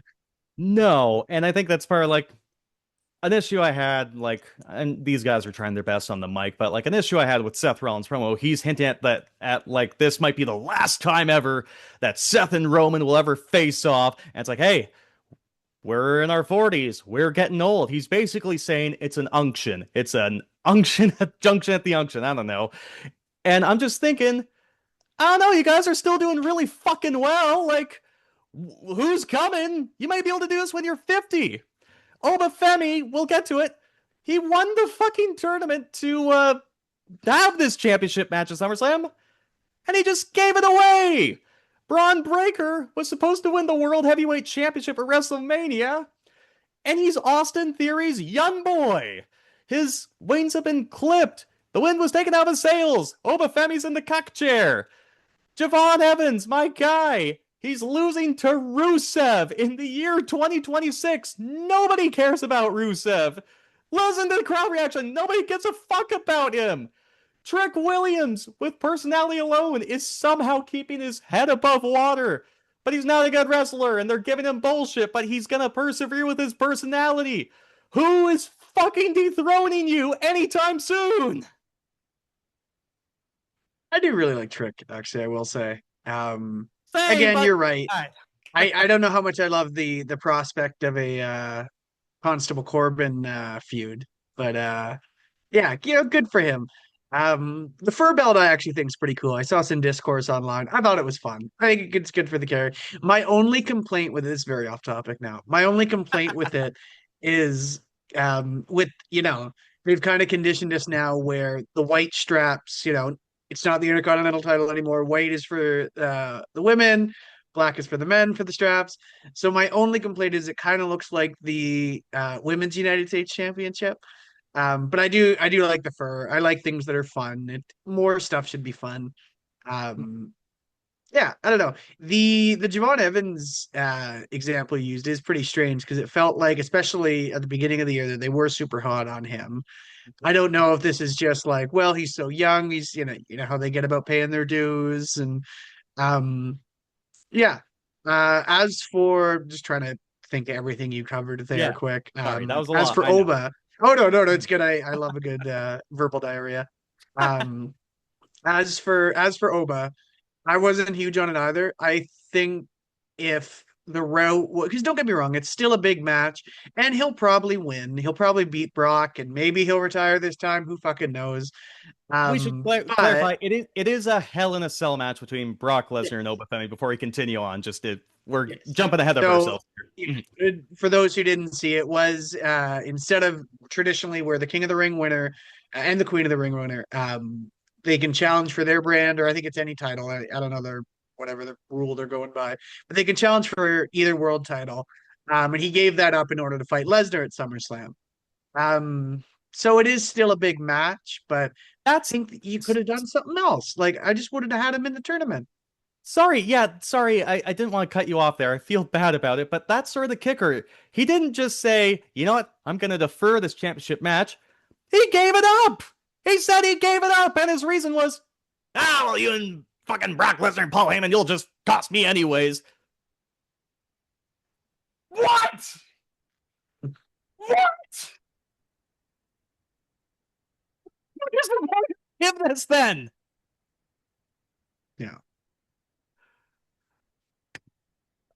And also, God fucking damn. So that's the thing here, too. You see, this is why whenever I see Jey Uso's doing this your warning shot, bow, and he's winning matches, this is where I like, hey, I can laugh at it. I don't have to watch it. But like, I try and think of this critically. I'm like, first of all, the King of the Ring gimmick is dead. Who fucking cares about the King of the Ring tournament? It's just, you'll see the winner challenge at SummerSlam.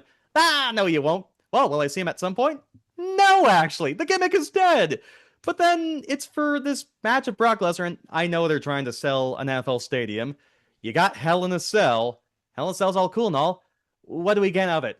We already saw Obafemi destroy Brock Lesnar in 5 minutes and retire him until Brock decided, no, I'm not going to retire.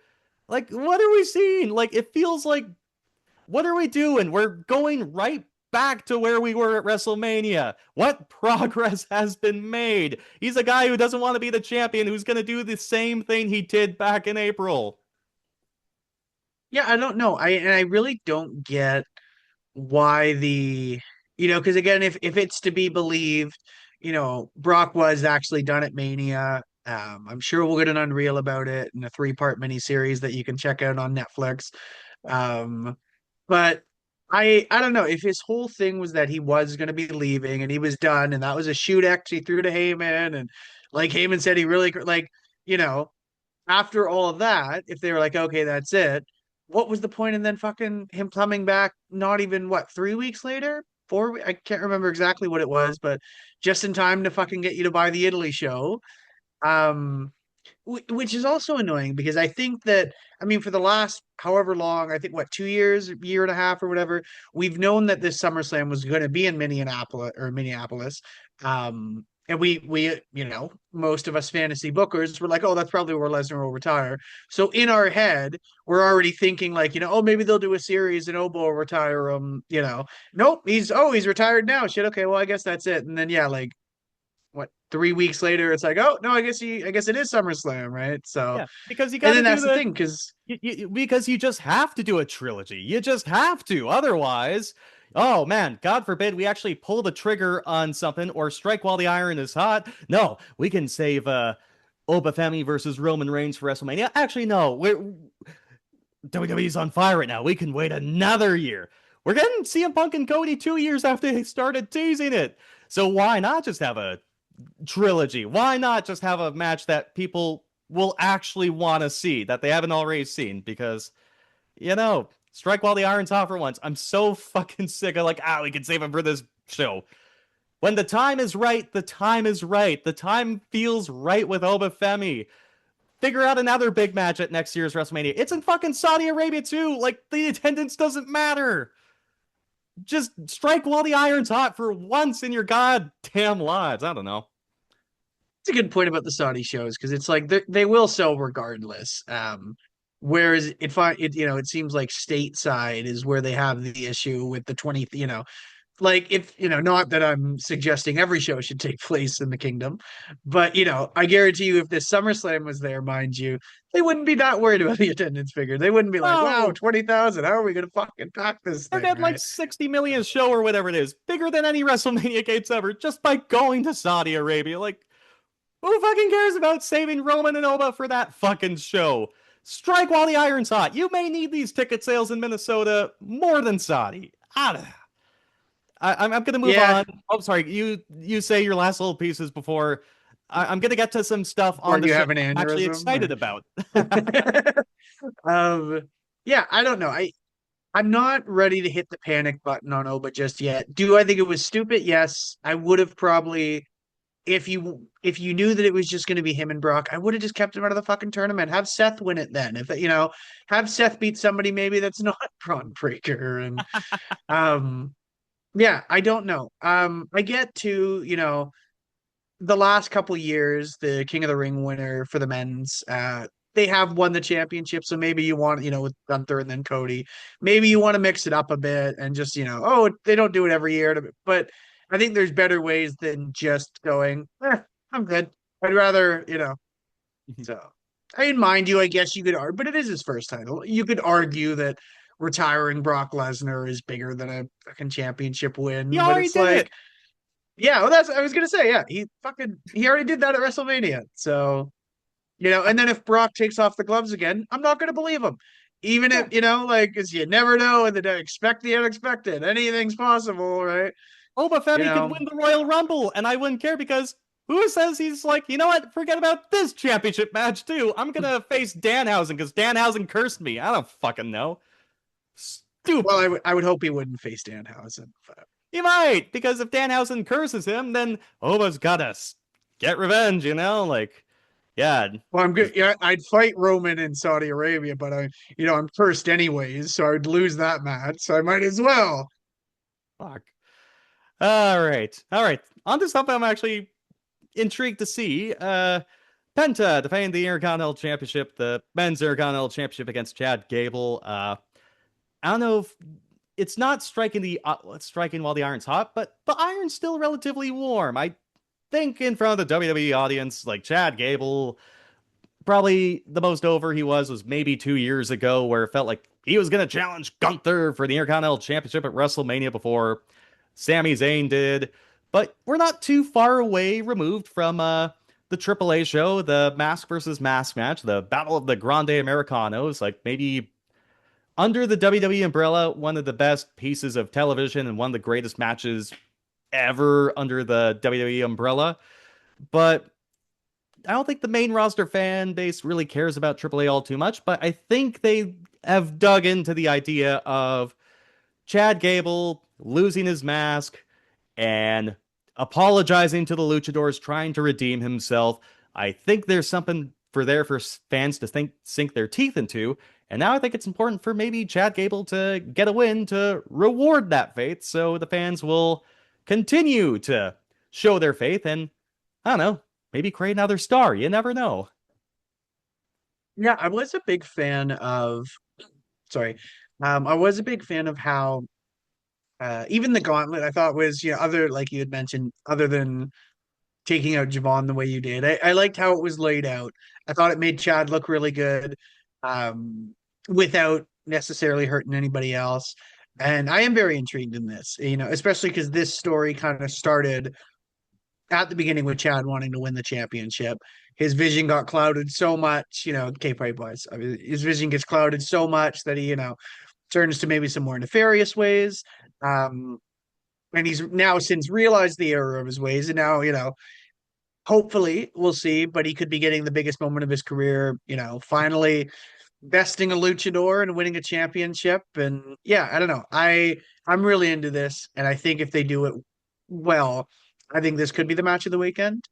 And Chad's, yeah, like he's been fucking just incredible. It was funny at first because I remember thinking, when he went down, um, when Ludwig first took over as El Grande Americano, I remember thinking like, man, that's kind of I get it, but it's kind of got to suck to be you have this idea. I'm not sure who it was pitched to creatively, if he but you've got this story, you're kind of working it, you get hurt, that sucks. And then they kind of just like take your storyline, and so I had a bit more sympathy for him. And even when he first came back too, I was like, how is he the bad guy there? It's a lot of interesting dynamics, and like Ludwig's, to be fair, has been fucking amazing with it. Yep. But and Chad honestly, I think it works out best for both of them. it worked out best because Chad Gable's just a dog whistle, like racist dog whistle. Like that's what the original El Grande Americano character was. It sucked, but of course, the typical WWE fan will love the irony. So of course, going up against the luchadors like Penta and Phoenix, they were cheering for El Grande Americano. But then of course, Triple WWE purchases AAA. Gable goes down there. Of course, he got the Ludwig Kaiser playing the new El Grande Americano, and he took the ball and ran with it. And so it all worked out perfectly that Ludwig could be the good guy because he actually wanted to be a luchador, and Chad Gable was basically the guy using AI slop and being a dog whistle, and he had a baller match. He took his loss on the chin. Even though you knew who was under that mask, I thought the unmasking was very compelling. And all of a sudden, you've got a legitimate, compelling character. So everything happens for a reason. I don't think that whole El Grande Americano story could have worked out any better if they tried. And even though it's in AAA, and I don't think the main roster fan base cares all too much, it has a trickle down effect because Chad's a little sympathetic. And I think, honest to God, hopefully he wins Penta because honestly, I'd like to see Penta maybe challenge for a world championship. Let's see him elevate a wee bit. And I think that they may have something legitimately with Chad here. Do I trust them to do it? No, I'm just going off the last few years of a sample size, but it is there. And I think Chad Gable's deserving of his flowers. So I hope for the best that he wins this championship here. Yeah, I think they'll do it. I feel like they pulled the trigger here. I also don't think they're that, not that, I don't think, they have issues with Pence or anything, but I don't think they're that worried about protecting him either, where I feel like that's more of a main event problem where it's like, well, we can't have, this guy lose. And I think they're just going to put over Chad clean as a whistle and. Yeah, no, I mean, Gunther made John Cena give up. He retired AJ Styles, he retired Goldberg, and here he is just losing to Cody for a program for Nick Aldis. So Penta could still move up, but there aren't too much stakes behind Penta right now. It's unbelievable time. Rounding out the rest of the SummerSlam card so far, Liv Morgan defending the WWE Women's World Championship against Io Sky. We saw at Night of Champions in the Queen of the Ring finals. Io Sky did defeat Liv Morgan in the finals, so they're running it back. I haven't done the check. I haven't gone through like a cage match or anything to double check, but to the best of my knowledge, Liv Morgan has not defended this women's championship once since she won it at WrestleMania a couple months ago, and I'd say let's just rip the Band-Aid off, just end the Liv experiment. Let's give Io her title. Let's just move on with our lives. Yeah, I don't know. Like the women's division, both on Raw and SmackDown, is kind of in that same state where I know with Rhea being hurt, obviously she hasn't been able to defend it as much either. But I don't think it's a great look when both of them just really aren't there because they really don't have any titles for anyone to go, and they've got a good fucking roster for it too. It's just a lot of bodies and not a whole lot going on, and yeah, I don't know. I'd like to see Io win it here. I feel like there's more you can do with her. Um, and I wasn't even against Liv winning the title. I thought that was the move, but yeah, the follow up's just been pretty poor. Um, and yeah, I would like to see the title reign in sooner rather than later. Mm-hmm. And we have a six-man tag team match here, which feels like the let's get the bloodline on the show match. This one's kind of confusing me. But it's speaking of the cuck cherries, Jacob Fatu teaming up with the Usos because, Jacob Fatu lost the second match to Roman Reigns, and now he acknowledges his tribal chief because, we don't need a star. We don't need stars under the age of 40 in 2026. But it's the Bloodline, the Usos, and Jacob Fatu taking on LA Knight, Solo Sikoa, and my boy Royce Keys, the former powerhouse Hobbs in AEW. I'm happy Hobbs is on the show, but goddamn, another case of maybe something being there, but we shall wait and see. But yeah, a six-man tag team match. I'm just kind of, I don't know what to think because it feels like all of a sudden the Bloodlines maybe am I crazy for thinking they're the heels in this one, even though Solo Sikoa is teaming up with LA Knight and my boy Royce Keys? Am I crazy for thinking this, Ace? Well, I did not have a solo face run in the cards. That I don't know. That's that because the bloodline is definitely the heels in this. I feel like, um, even just with LA Knight there, just it feels very. Come on, we got to band together against the. But yeah, I don't know. So the solo addition to this really confuses me. Um, especially like, I mean, obviously the MFTs were a victim of the budget cuts a couple months ago there, but we still have two of them. And yeah, it feels like that's just not even. Yeah, I don't know. It doesn't feel like, I mean, yeah, the MFTs, I mean, right now it's just, Tamatonga, Talatonga. That's the thing. The former Hikuleo in New Japan, Talatonga beats my guy, Royce Keys, and then Talatonga's just losing, like, right after. It's like, well, we don't need any stars. But yeah, I gotta say, I never thought I'd say this. I am kind of digging Solo right now. Like, there's a part of me, I think, well, hear me out. Because like if we said this 2 years ago, I think we'd not even the optimist in us who can find the glass half full, like when we got stoked for a Punjabi prison match in 2017. I don't even think any of us back then would think, Solo Sikoa, really? Pardon me, Solo Sikoa, really? He's changed just a wee bit. He's not like supposed to be the legitimate tribal chief. He's not the street fighter. He's just being Solo Sikoa, and he's endearing to me. He's funny now. Like even like his little music between the notes, just like his mannerisms in between like his spots or his matches. I kind of got to see a little bit more of his character when, he's getting beat up after the televised show is over to send the crowd home happy. It's like, man, this guy is just oozing charisma. Where's this guy been? And how He I have gets it.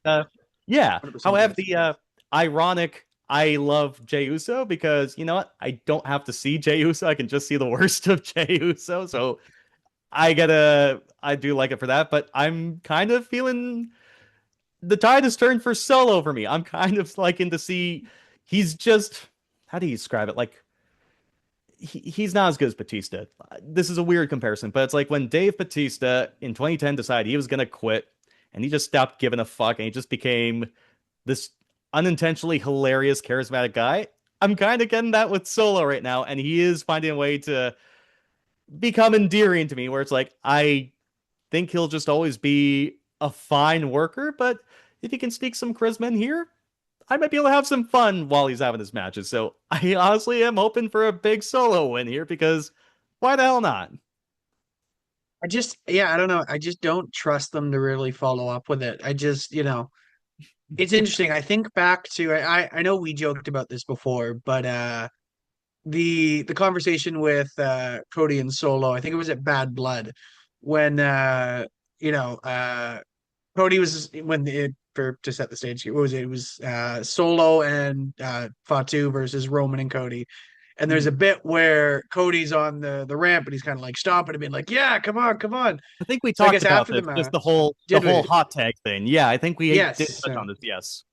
And it's interesting because yeah, he had said like, essentially like, hey, don't look for the cheers. Like, well, they'll come, just And he's like, what are you talking? Like one, it's interesting that a guy like Solo would feel comfortable enough going to, which is good. Don't get me wrong, but it's just, it's not traditionally something you'd see in wrestling.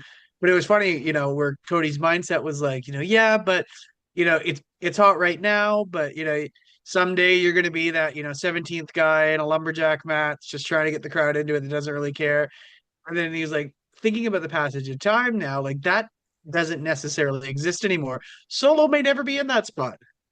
Solo was lucky enough to come in at a very hot angle, and he might never have to be the 17th guy. I mean, like, come on, everybody, let's Feels like he's um not now too, which is a fun, yeah. like, out of the turntables, because now they're doing house shows again. Now it's not as hot, but now Solo's starting to let his character come out. Like, he's laughing while he's before he's throwing a punch, and yeah, I don't know. It's funny how it all came around It to be almost feels kind of, I know he didn't win the championship right away, but it almost feels kind of Sheamus to me too, where they obviously start off in a main event picture, work that.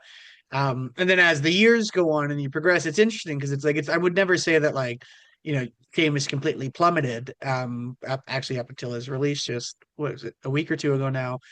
But his best times, I feel like, were definitely in the early half of his career, at least the most high profile times, where he still was obviously doing great work, but that was definitely, I think, like the most relevant, like just in the main, upper main event scene of WWE.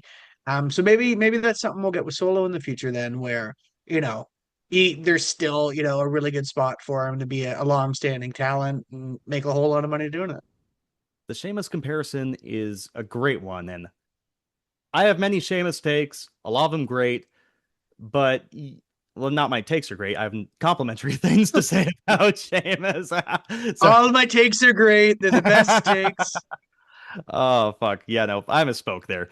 But yeah, so I'm sure Sheamus, of course, recently released because, man, we don't have to honor your contract, so we'll restructure your talk. We'll make record profits, and then we'll ask you to restructure your contract, which another topic for another day about the logistics. But I think Sheamus, whether it's AEW or a New Japan Pro Wrestling, he'll figure some other way, He'll be where fine. some other place to work, wherever he decides to go. I will save my takes then, but and I'll reference this. I think that is a very interesting and good comparison there with the whole Solo Sikoa thing. I'm seeing similar parallels here. So yeah, no, I agree on that. Also, I guess what's also kind of taking place this weekend. I told you like how I can't wait to like not watch Jey Uso. I could just like see highlights and just kind of like Naturally. yes. I can't wait to not watch this show very quick. Saturday night's main event from Madison Square Garden. The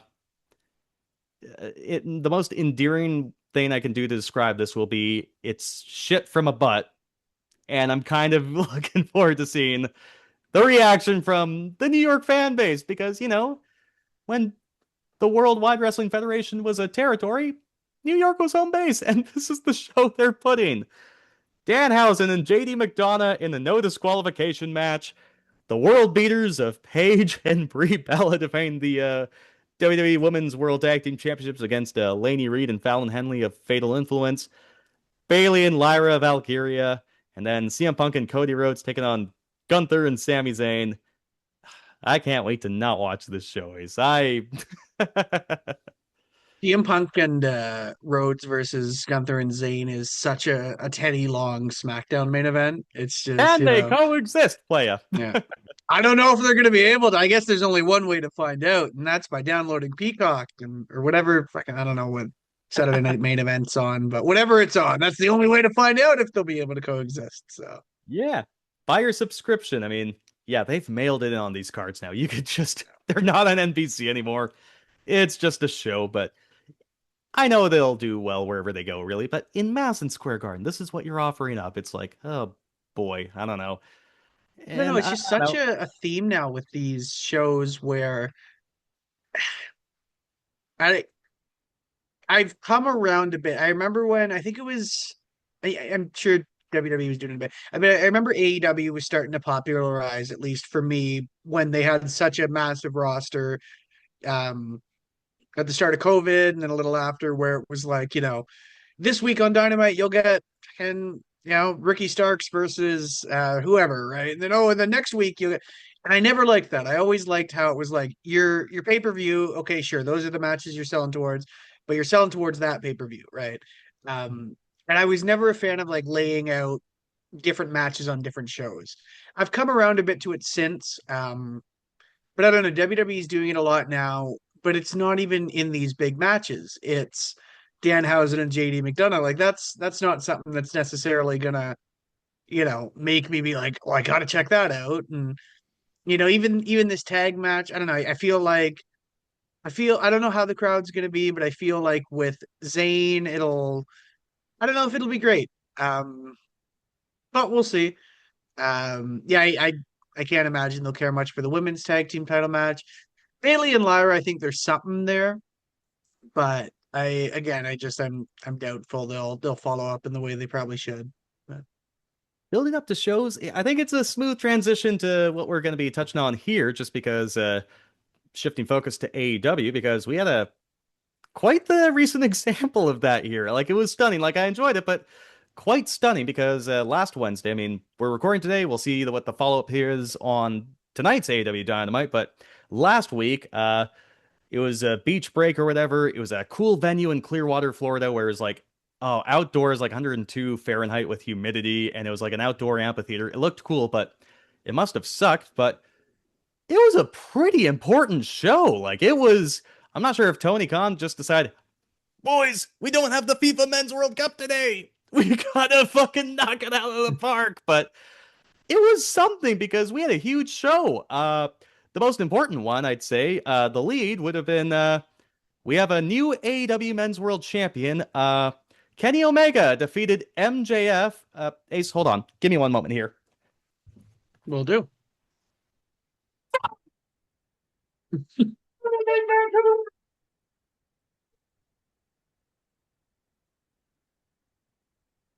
Hi, Ace. Nice. Are you all right, Ace? I've never been good, you know? When have I ever been good? Despite my fandom aside, Kenny Omega's the new AEW Men's World Champion, and if you thought that maybe there's a chance he'll lose at this pay-per-view or something, they threw up the graphic at All In Wembley at the end of August. Kenny Omega will defend the AEW Men's World Championship against Will Ospreay. It's interesting because, like, the story going in, I mean, first of all, that you're doing this on this this Beach Break Dynamite, the special TV show. This upcoming pay-per-view, Ace, it's AEW Redemption. Can't emphasize that enough. Taking place Sunday, July 26th in Montreal, Quebec. We're just under 2 weeks away from that. Holy smokes.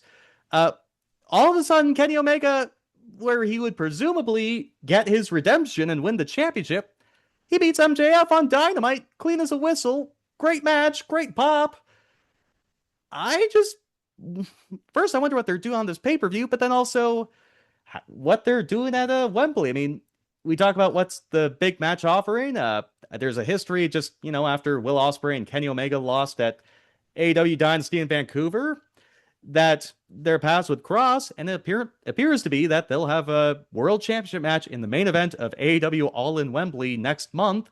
I guess the move to pull the trigger early, and I guess this being the main event, just considering all the lore with the Hangman over the last year and all the lore with MJF, it feels like they're going, what's the biggest match possible? Even though they've had the story over the last couple months, I don't mind being unsettled and just seeing how it unfolds, but I'm still surprised it all unraveled this way.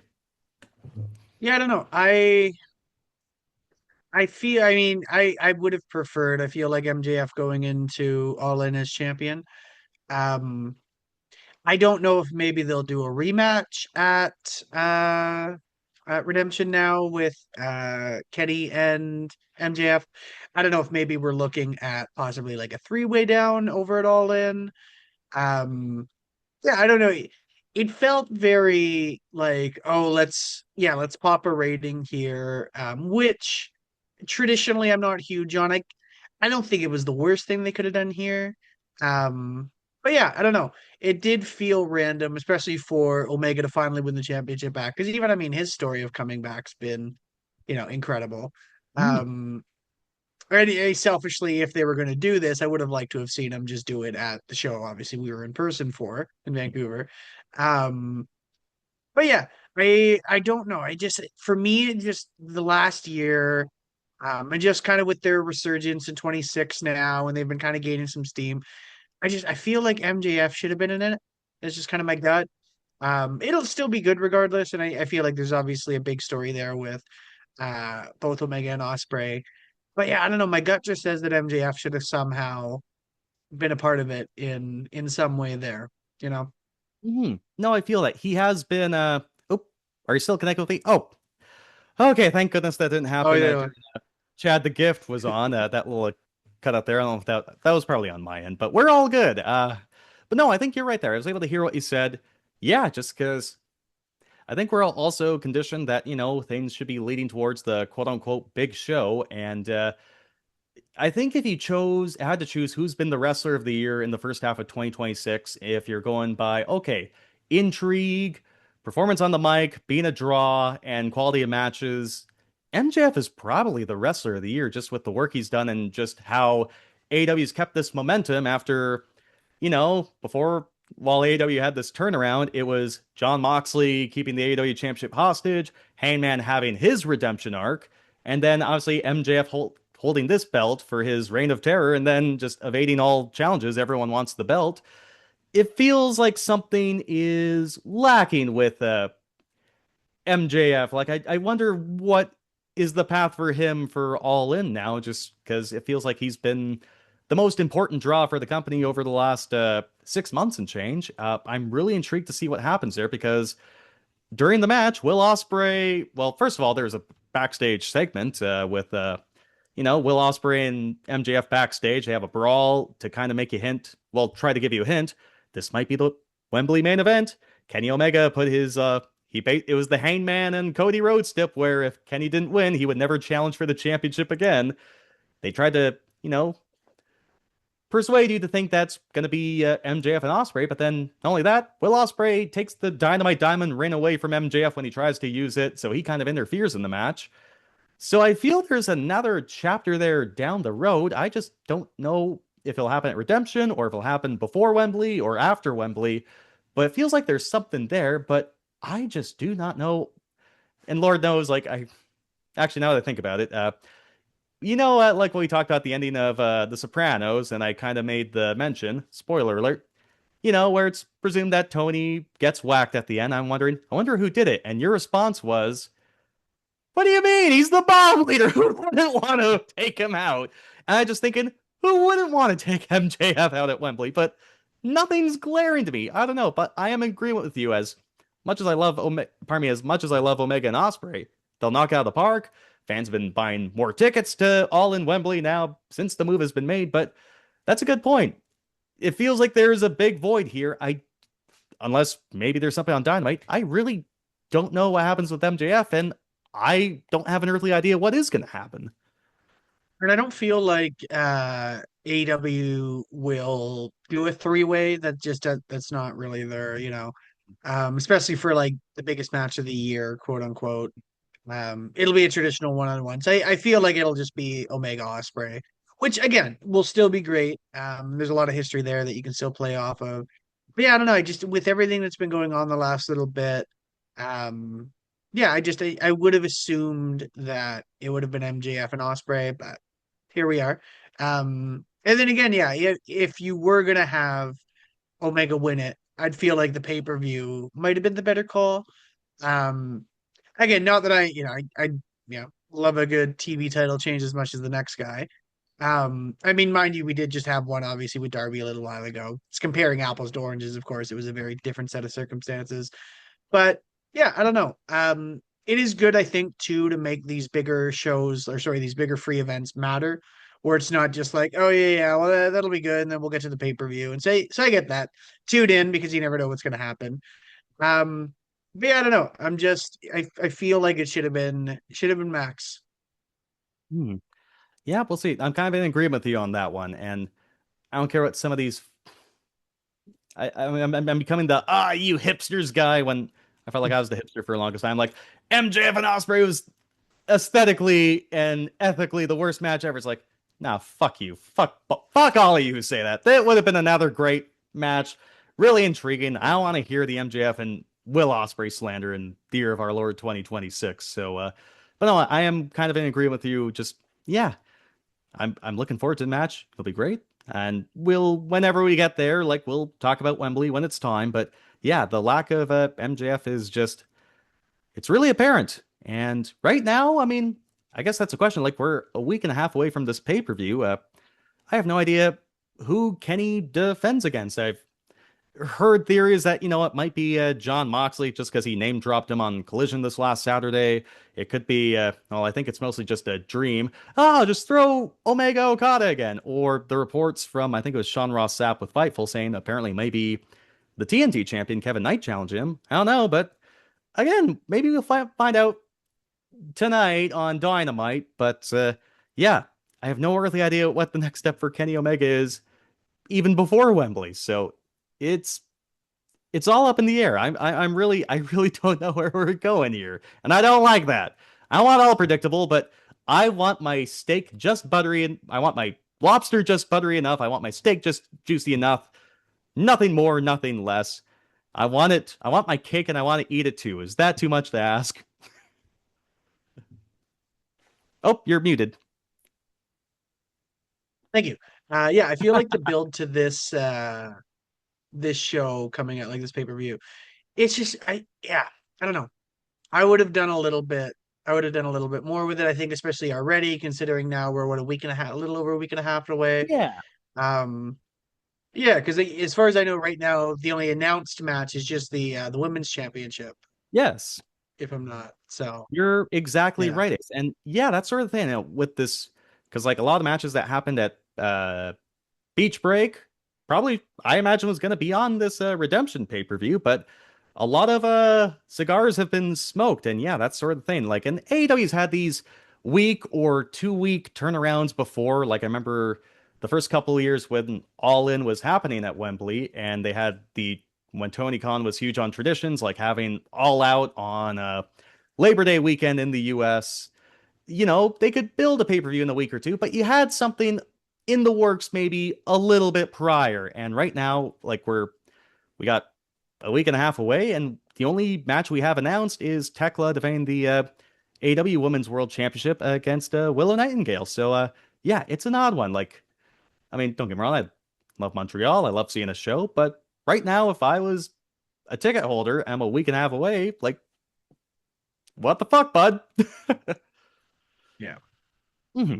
But Yeah, yeah, I and it guess sucks too because even like it doesn't really give us too much to kind of go off of, even to talk about here on the show, besides speculation of what we think could be, or but yeah, I don't know. Just a week and a half out, I feel like there should be definitely more shape of what the card, you know, that we're actually, especially in this day and age of where so much is streaming, like you're buying this show or you're going to this show, right? If I'm going to spend $50 on the show, I kind of want to know what I'm going in for, right? At the very hmm, least, a world title. I mean, I know we have the women's world title, but at the very least, a men's world title match, right? So 100%. And yeah, I guess elaborate a little bit more on the Women's World Championship scene, it's all starting to come together. So we mentioned it's Tekla defending the AEW Women's World Championship against Willow Nightingale. Our girl is back, so there was the Casino Gauntlet match on Dynamite last week where, we had our jokes about before where it's just two people start and then there will always be an entrant until the match ends. And we had our jokes about, hey, we need to find the backstage guy. Hey, you the fan, get in there. So this time it was more simple. Willow Nightingale, who had to vacate the AEW TBS Championship and withdraw from the Owen Hart Foundation tournament due to a shoulder injury, she returned and won. So she will challenge Tekla for the AEW Women's World Championship at Redemption in Montreal. I love Tekla. I think she's toast. Warm, buttery toast because you know what? They gave Kenny Omega and Will Ospreay a graphic. They're just thinking, yeah, no, Tekla and Mercedes don't even get a graphic. You know what I'm saying? So TK has no faith in Tekla now that I think about it. But I'm looking back to Ace how it all worked. Like, we're wondering who would win the Owen Hart Foundation tournament. My favorite was Willow. Willow gets hurt. Mercedes comes in as the wild card, the late entrant, and then she wins. It does make me wonder, was Willow supposed to win that tournament? Mercedes would come back to defeat Tekla or whoever was the women's champion at the time. And if this was always the goal, like maybe they felt Mercedes and Willow, with all the history they've had, when, Mercedes injured her ankle, taking on Willow, I think it was in the finals of the New Japan Strong Women's Championship tournament. Mercedes was supposed to win, but she injured her ankle, so Willow won for real. They had their rematch a year later where Mercedes won, and then late last year, Willow won the rubber match, and now it feels like a legit clash between these two rivals who have had a lot of real history and a lot of worked history. So, yeah, I guess your thoughts on how we're getting here and the Women's World Championship scene, like maybe what happens in Redemption, what happens at All In, and just if this is the way to go, if this is probably the best option, the best card in your hand, I suppose. Yeah, I don't know. As for Willow Nightingale, I think you're right. This again suffers from she's probably going to win it. Not that I'm sure the match will be good. But it's one of those things where it's just like you kind of let's just get to the big show. So whatever they end up doing in the world title scene, because I don't going back to the men for a minute, I don't know if like they would really run a show even with it not being defended. So, but again, whoever Kenny's defending it against, I see him just, it'll be a light day at the office for him. So I don't know. I'm optimistic. We're actually going to be watching the pay-per-view together, which will be nice. Yes, that'll be awesome. As you're back in town. So that'll be fun. But yeah, I'm not super stoked for the card yet. Again, we'll see kind of what happens tonight. It'll still be a fun show though, so I'm not too worried. Absolutely. We'll get pizza or something. I'll give you a good old "here comes the airplane." There you go. You've got it. You've got it. But yeah, and then I guess another to continue on the Beach Break Dynamite show, because in a way to try and convince you that, maybe Kenny Omega would lose, they had a championship change earlier in the show. Kyle Fletcher defeated Konosuke Takeshita to become the new AEW International Championship in a terrific match. And yeah, we'll see what happens there as the Don Callis family lore maybe, I don't know, maybe bordering a little bit too Paul Heyman-y for me with how much Don Callis is on the show, as much as I like him. But Fletcher wins the championship, and it's just a way I can kind of sneak this in as well, too. Mentioning with Chad the Gift that I was going to try and tune into the G1 tournament, which is the round robin tournament. It's kind of New Japan's version of the Royal Rumble to determine their challenger for their biggest show. Konosuke Takeshita is in that tournament. I haven't had a chance to watch the match, but his first match, the first night of the tournament, and it was in Chicago over the weekend, and that was the first night. But this tournament lasts until August 16th, so Takeshita is in the G1, so he's out of the fold for AEW for like next month or so, right up until Wembley. So I guess you had to get the title off of him if maybe he's not winning that tournament, or you just don't want to be away with your international champion away for so long. But the the protostar, Kyle Fletcher, is the international champion. I can't get enough of this guy, but yeah, he's just a champion again very quickly, and I'm sure there's more to this, but man, what a what a short and sweet reign for Takeshita after he finally beat Okada, and especially considering his best friend turned on him. Just an interesting development. I think for me with the injury a little bit earlier, I feel like they kind of made the best of a bad situation with the TNT championship with Kevin Knight, but they ended up, kind of striking gold with that, where he's been really good. But I feel like they also still wanted, especially when Fletcher was to come back, to still, have a championship, have a program where he's prominently featured. And you're right. And then if Takeshita is going away, it's just perfect timing for that, because now they can, one of the benefits to having a few different mid card championships is you can have multiple guys holding it. Because I feel like obviously if there was no injury, he'd still be TNT champ, right? So yeah. Fair play. And the reason, and it's good there's a lot of mid-card championships right now because I'm sure that maybe this was the first date he could be available, but the night before Saturday Night Collision this last weekend, it was in like Roanoke, Virginia. It was announced on social media that Hangman Adam Page would return. He would be on TV for the first time since he lost that Texas death match to MJF, and he can never challenge for the AW Men's World Championship again. You know how like back in the day, the Hangman would always have like in the lower third graphics, like the production team would have some fun saying, Hangman finally showed up to work, this, that, or the other thing. It said he recently had a vasectomy. So I wonder if it was a third parental duty, perhaps, or maybe he needed a little bit extra time for the grapefruits to let the juice out. I don't know, but the Hangman is back, and he mentioned that he intends to keep his word and not challenge for the AW Men's World Championship again, to the detriment of the crowd, mind you. I mean, they did not like that, so maybe that's a way to the detriment of me.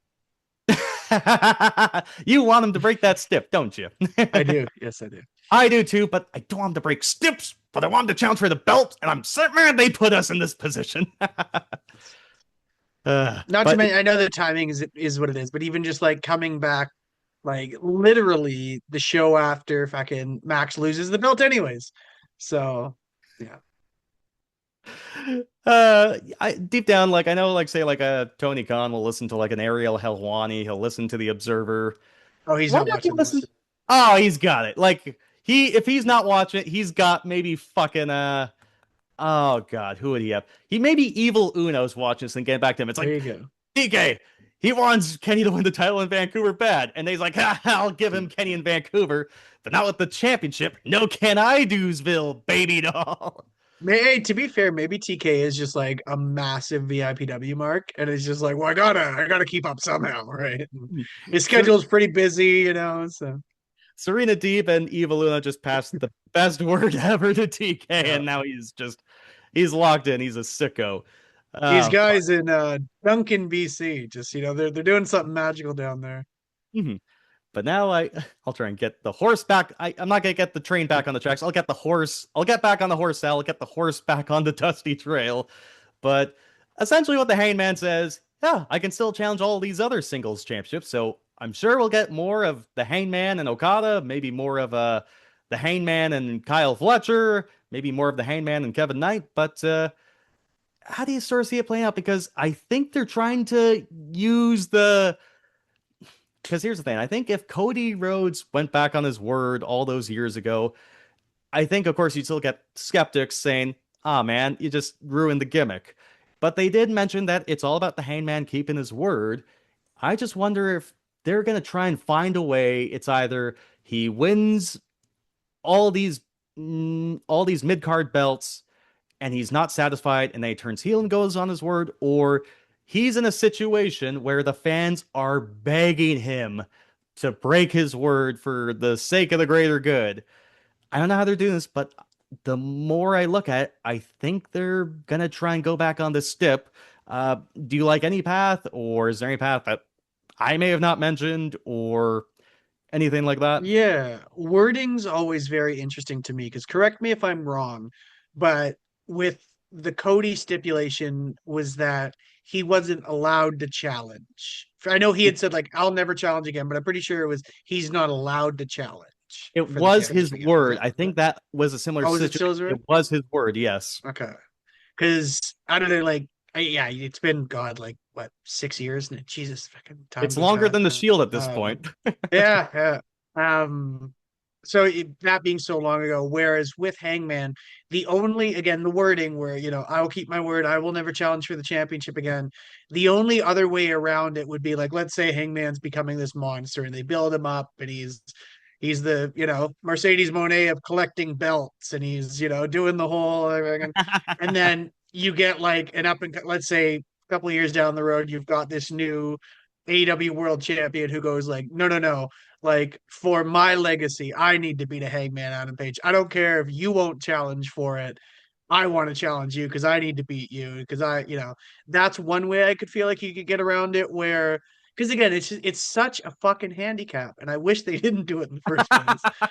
Um, I like your but idea a lot, though. I do that's like the that a only lot. other way I feel like you could get out of it would be to have some young guy down the road, maybe some hot shot heel who's like you know almost like one of those like guys who I mean the famous story of Jericho insisting that Ric Flair make him tap out at SummerSlam in 2002 where he's like no, no, no, you're fucking Ric Flair, it's not I'm gonna tap out.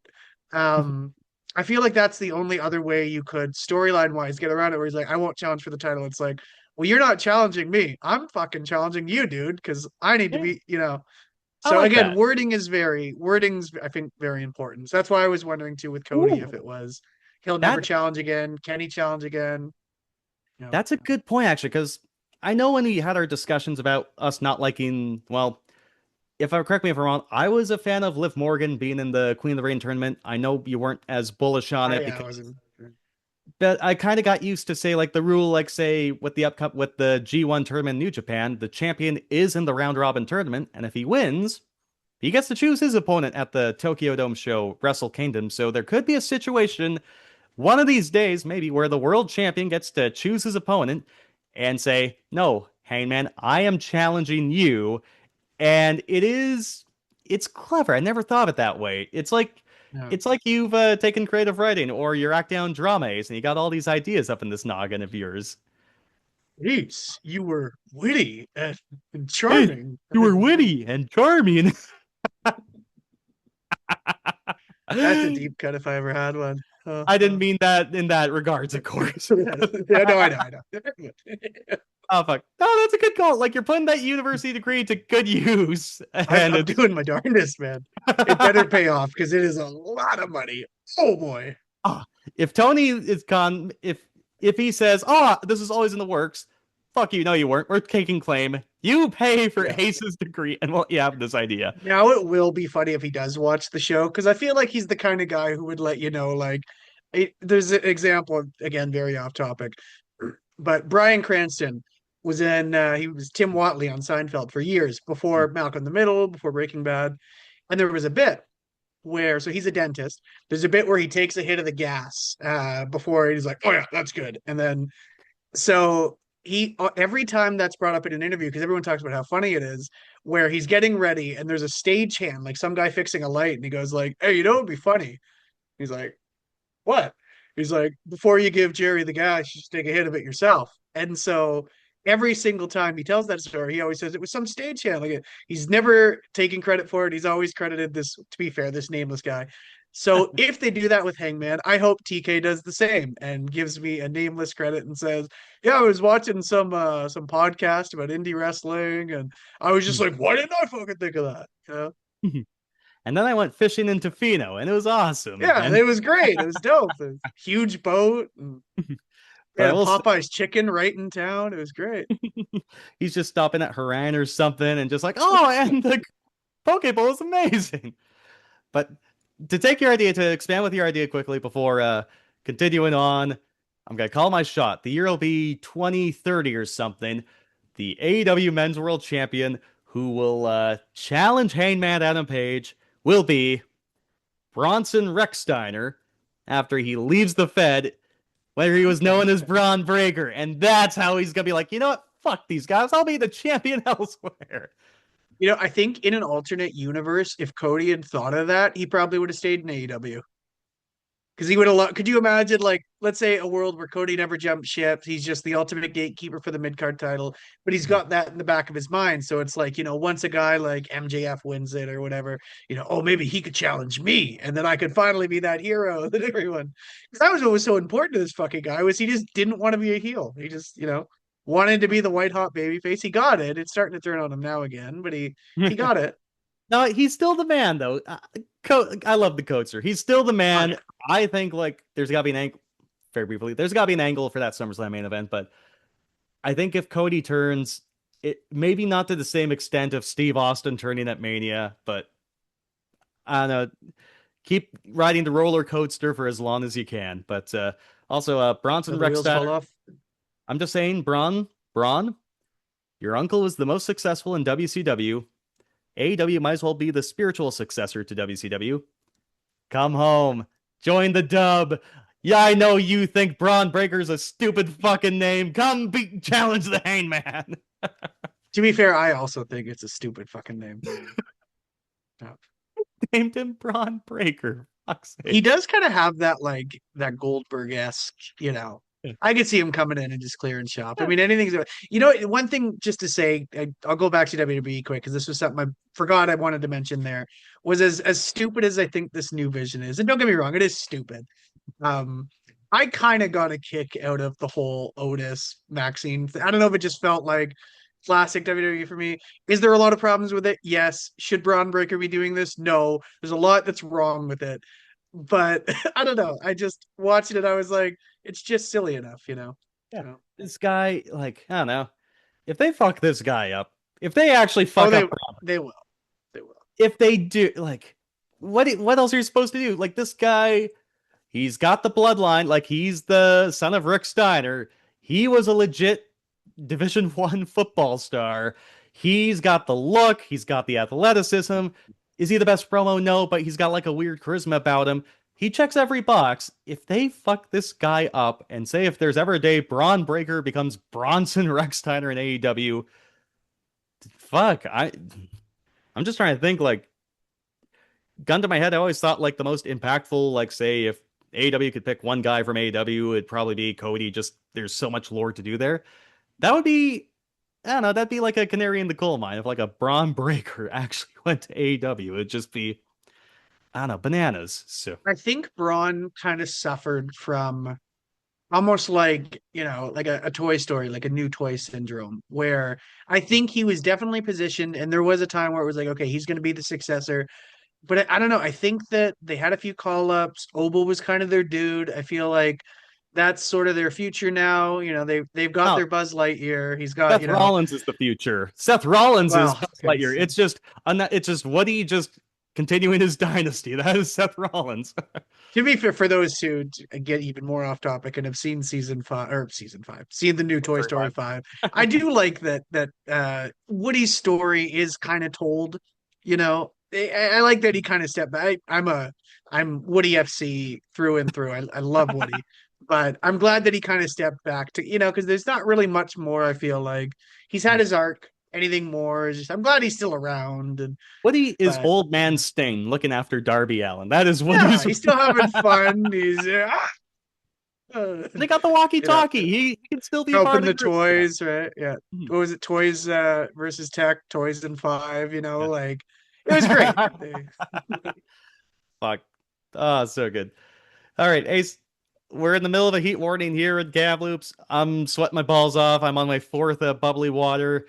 I think we're going to after hours. We're going to Cup Check Wrestling after dark here, but I don't know how much longer you have, but I feel like we would be doing a disservice to our listeners and ourselves if we did not touch on the Dark Side of the Ring documentary series, the start of season 7 with TNA. I got about 10, 20 minutes. Yeah, I got about 10, 20 minutes left in me if you got it. Yeah.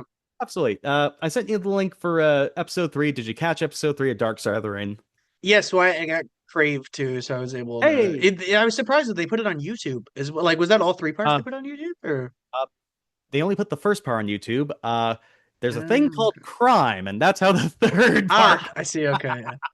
That makes more sense. Yeah, because when you sent the link, I was like, oh, wow, they're uploading them all. But pulled it up on Crave because it's just, but Funny part is like that video was still collecting ad revenue, which is like the how did that not get flagged? Like you had fucking Unforgiven '04 in the background, and we got flagged. yeah, How did that go up? it's classic stomping on the little guy. They know that Cup Check Wrestling. You didn't. Hey, you just made 1,000,000 Cup Check Wrestlings by. Yeah, not to shit on us completely, but I'm sure we didn't gain anything from, Tyson Tomko and Stevie Richards in the background. But it wasn't my content, so I'll Ridiculous. take the L.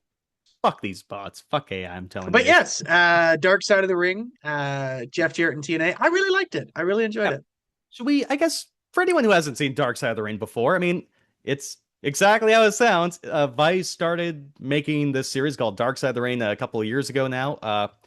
Legitimately, I mean, I think these docs are entertaining. These hour-long episodes are really entertaining, really well done.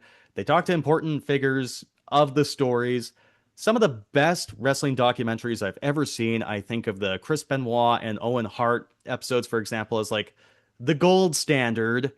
But yeah, of course, if you're doing 7 years and you're not touching some certain stories, you're gonna run out of ideas. So I saw Jeff Jarrett and TNA. It's like, okay, Ace, we pretty much saw all the important moments and stories and everything of TNA since it was established in 2002. So I'm like, I'm looking forward to this one. And yeah, it's well done. I mean, I'm kind of laughing. So as I read the death of WCW, our boy Brian Alvarez said, I was asked to make the death of TNA, and he said, absolutely not, because his theory was, people watch TNA for free. Nobody's paying fucking money for TNA, so I know that book would flop, but I You don't should know, tell my he seems dad to that. buzz. Oh, he was pissed about some of those pay-per-views.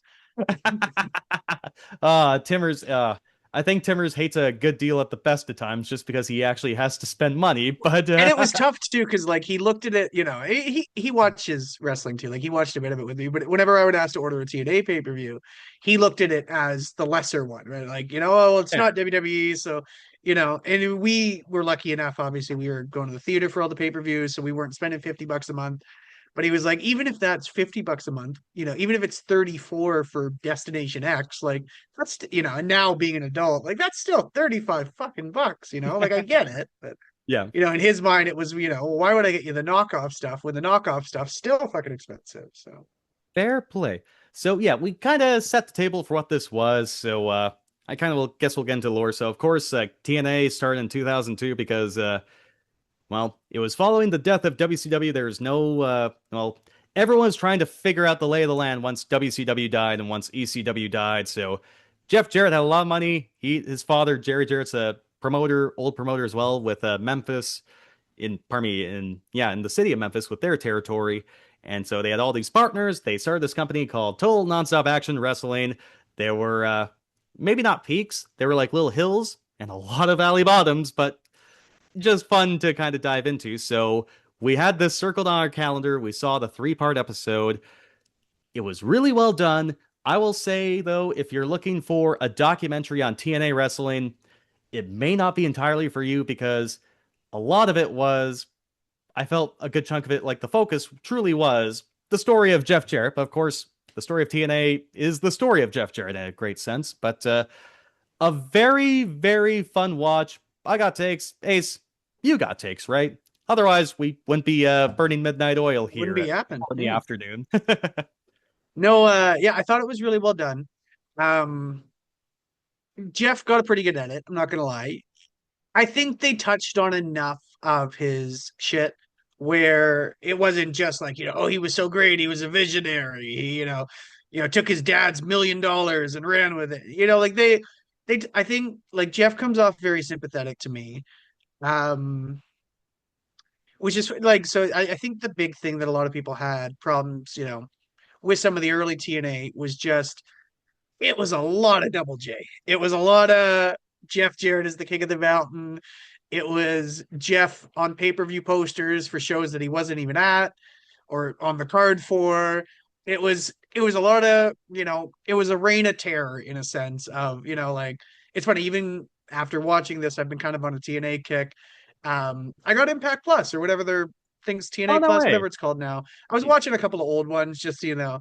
I watched, Jeff Hardy in what was it, 04, Oh, his for their debut. first pay-per-views. Beat him Oh, I back got to that. back, and I was like, I don't know about that, and but it's a lot of reign and tear, and there was a lot of that. At the same time, you know, let's be honest, if you're a wrestler and you're starting your own company, you're probably booking yourself on top. I would, you would, you know. But in some sense, I think there was some merit to it where he was a top heel. It's not like he was playing babyface. Like you were supposed to boo him, and we did for a really long time. And there was, I think, a lot of fatigue eventually just with that Jeff Jarrett character. But the man, I don't know. I watching this, I really liked the man Jeff Jarrett. Mhm. You know, Yeah, the first year he was trying to be a babyface. The first year, I mean, yes, but it was still a reign of terror. But yeah, I think you're right. So ultimately, what kind of led to, I'd say, Jeff Jarrett getting the favorable edit here is, and coming from a news background myself, if you're making a documentary, ultimately, folks who get their say in, like, ultimately get a lot of their perspective because Dixie Carter, who is like the antagonist in this story, and wow, they fucking made her the antagonist because she yeah, declined. She did opted not to take part in this Dark Side of the Ring episode. Jeff Jarrett did. A lot of Jeff Jarrett's friends did. So if that's what they're telling the documentary makers, then his take is going to get out there. And I think what was lacking is they probably would have benefited from a. It's hard to get through the entire history of a company in like 3 episodes, but they would have benefited from a Dave Meltzer, a Wade Keller, Mike Johnson, someone who was on the outside looking in just to like, because he had like a character like a D'Lo Brown was there, a Scott D'Amore was there, just there to kind of confirm events that happened. You could have benefited from that. Just someone with an outside perspective say, okay, this is what it was. yeah. But No skin in the game. No, like, yeah, yeah, yeah. so with Jeff Jarrett, he does come across very sympathetic. Like I think honestly, he seems like a good man. Like I think Jeff Jarrett and I would have a fantastic time. I think we would have a fantastic time. But the critique about, of course, like Jeff Jarrett making himself the champion for so many years early on, I'd never thought of it really until Jim Cornette, of all people, brought it to my attention. So they touch on the story about why Jeff Jarrett had to start a second promotion because he left the WWF to go to WCW. He was still the Intercontinental Champion right before his contract was about to expire. At first, he wanted to get his guaranteed payment signed, sealed, and delivered before he would drop the Intercontinental Championship to China on a pay-per-view. But then Jeff realized, I got my 100,000. Let's make that 200,000, 300,000, so on and so forth. And that kind of helped become the startup money for TNA. Which is So shitty, but you know what? it is. He got his share. You know what? How many times, WWE's pay discrepancy, especially during the Attitude era, Yeah, he was getting hosed anyway, for sure, for what he was bringing. They all were, quite frankly. But Jarrett knows because he was in the boots. If I put the NWA World Heavyweight Championship, say, on, who is it? Let's say Jeff Hardy, for argument's sake, says, since you mentioned him, who's to say, Jeff Hardy wouldn't leave to go back to the WWE? Because Jeff Jarrett himself did that. He held the title for ransom. which I mean, it was much more analytical, but I mean, Jeff Hardy goes back what, 2 years later, right? So 3 years Yes. later. So Yeah. yeah, So I understood that, but if there was an issue with the doc, I mean, making Dixie Carter the antagonist was one thing. It fucking sucks when a documentary's gonna happen and you choose not to get your say in. Like sometimes you don't get to control how you're perceived. If there were two issues I had, I think I kind of made mention to you in our chat today. I think they diminished how much TNA was truly struggling, and I think they overplayed their bits of modest success. The biggest problem I had, because you can say this is the reason that TNA only ever had a certain ceiling, and you can say it was for sure the reason, which is why they lost Spike TV, which is like the true decline, was Jeff Jarrett's loyalty to Vince Russo, and then eventually became Dixie Carter's loyalty to Vince Russo. Because Ace, you mentioned you got TNA Plus for folks who don't want to go through the free trial or don't want to subscribe for a month. There's a lot of early editions of those NWA TNA pay-per-views on YouTube. You can see for free. I saw a lot of them. I saw a lot of early TNA Impacts, like the ones before Vince Russo came back and the ones afterwards. Here's the problem with TNA Ace. A lot of it fucking sucked. I hate to say it, a lot of it fucking sucked.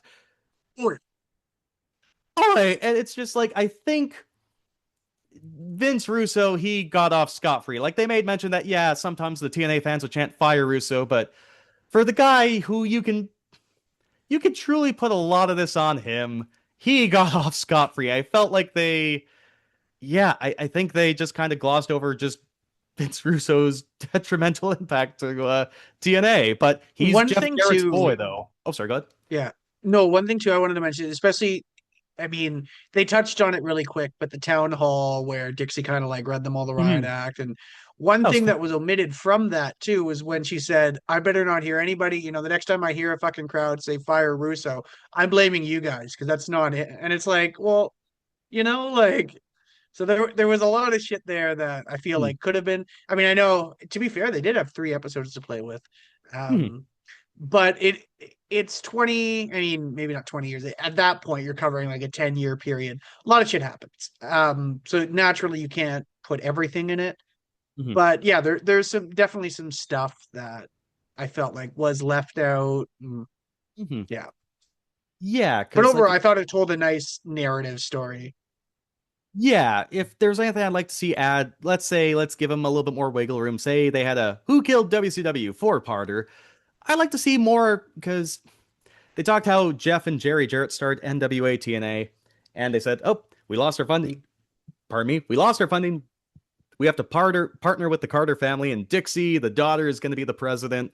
Uh, they like lost that money like they were going to be broken like 3 months or so if they didn't have that assistance. So while you can say, Dixie was power hungry, this, that, or the other thing, and maybe I'm sure there's parts of that that's true, but realistically, TNA goes under in a couple months if they don't have the Carter family, though. So Yeah. I don't think it's quite as fair to say, it was a hostile takeover, or Jeff was always going to be running the business, etc., and she had the power play.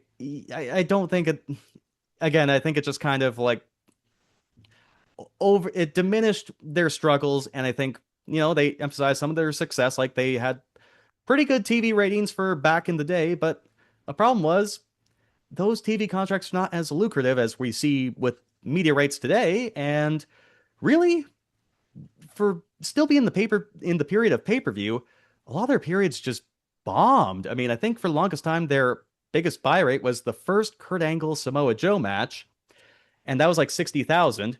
That doesn't come close to like the worst bought AEW pay-per-view, for example, and we're not in an age of pay-per-view really. So it's just Yeah. some of the challenges that I would have liked to see. I am happy, like, now that I speak about Kurt Angle, I thought they weren't going to get it to it. I am happy that they mentioned that the reason they got Kurt Angle was, because, WWE thought maybe he was going to become the next Eddie Guerrero kind of casualty because he was having such issues with his substance use and addiction. And that's a reason they were able to bring in Kurt Angle. And the aspect of, his wife, well, his ex-wife, now that we know, Karen coming in, just kind of be the hand on the steering wheel to get Kurt from point A to point B. That's a reason Kurt was able to show up. And I guess on that note, who came across well? We mentioned Jeff Jarrett came across well. Karen Jarrett, like, I thought she was almost the star of the documentary, almost like Yeah. she knocked out of the park. Like, I'm not sure if you have any thoughts on Karen there, but I thought she just showed up like focused, like she didn't want to say it, but I felt like, how you're always thinking like, oh, if I was gonna tell someone off, I'd have this lined up, and you have like a bullet Yeah. point.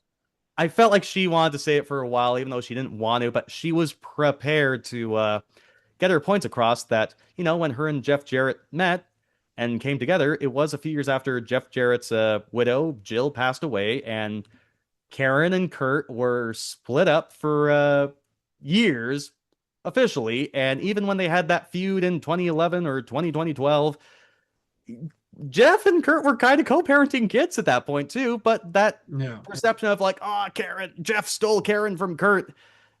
Yeah, no, I thought Karen just like, she had a lot of things to get off her chest. And I thought she came across really well too. And yeah. I think in a lot of ways too, she was sort of the emotional backbone. Like two of the things that really stuck out to me, one of them is directly something she had said, where, and again, this is, I think for me, so a couple of the things that really made me like Jeff, I thought he came off really well, was when they first started dating and she's like, I love my husband. He's, they don't make him like this. He's a great man. And she's like, but he can just be so naive sometimes, where she had said like, Dixie was looking for a reason to get him out. And one of the bits she mentions where he's talking to her and he's like, well, maybe like she'll be happy for me that I was able to find love again. As somebody he's worked with for 6 years, 7 years, maybe she'll be happy for me that I was able to move on and, find love again. And she's like, I just want to shake him. And it's like, you're so sweet, but like, in what fucking world is she going to be happy for you? And then another one where Jeff had mentioned, yes, was Dixie trying to make a power play? Sure. But she's like, I said like, she's probably just trying to make her dad proud. I mean, I know what that's like. And it's like, man, like to have that kind of, I think that shows a lot of maturity on his part, and to have that kind of, attitude about something like that, where, and I mean, he was going through substance abuse at that time, and to come out on the other side of it and say like, that's kind of cool. One other thing I wanted to mention just before I forget it was, there were problems with Dixie, sure. It didn't help that she wasn't there. She really should have been there. But at the same time, I kind of get it where it's like, I mean, she's probably not been involved now with wrestling for what, 12 years, 13? Like I'm sure doing her own thing. I'm sure, Sorry to cut you off here quick. So like, yeah. how like say TNA, like since its partnership with WWE, they got their new media rights deal with AMC. I did watch the first episode of Morbid Curiosity, and I liked it because it was a throwback terrible show. Like it was like 2006 TNA. It was of our youth. It wasn't good, but it's like it's nice to see just an objectively bad show every now and then. I don't know, maybe I'm a sicko, but they brought out Dixie Carter as like hey, here's our old president, Dixie Carter. She got booed out of the fucking building like no tomorrow. So I'm sure maybe that's just not a probably had a part of it. Yeah.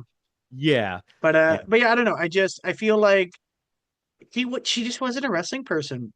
It's just I don't know. They that was one actually problem I had with the documentary too, where I felt like in the first two episodes they kind of built her up to be this, awful person trying to come in and take the, and then in the last episode it's like, well, if only that we were there to protect her from Hulk and Eric. It's like, I never would have agreed to that. And it's like, so they kind of flip it where it's like, okay, I thought she was supposed to be this evil mastermind, and now she's just, I mean, I know it's not like actual wrestling. This is all behind the scenes stuff. But it felt weird for them, yeah, because it felt like they were trying to hype it up and be like, wow, what's Dixie's, I mean, I think Karen even mentioned at one point, like, she's smarter than she looks. She might not be, maybe just not a wrestling mind. I think, was it Steiner that put it, where he was like, well, Dixie probably thought it was great since she was on TV, right? Like, so Steiner, I got a kick out of that one. Yeah, I was digging Scott Steiner the whole. Hey, that's some bars. Like, it's so weird to see him be normal, like yeah. No,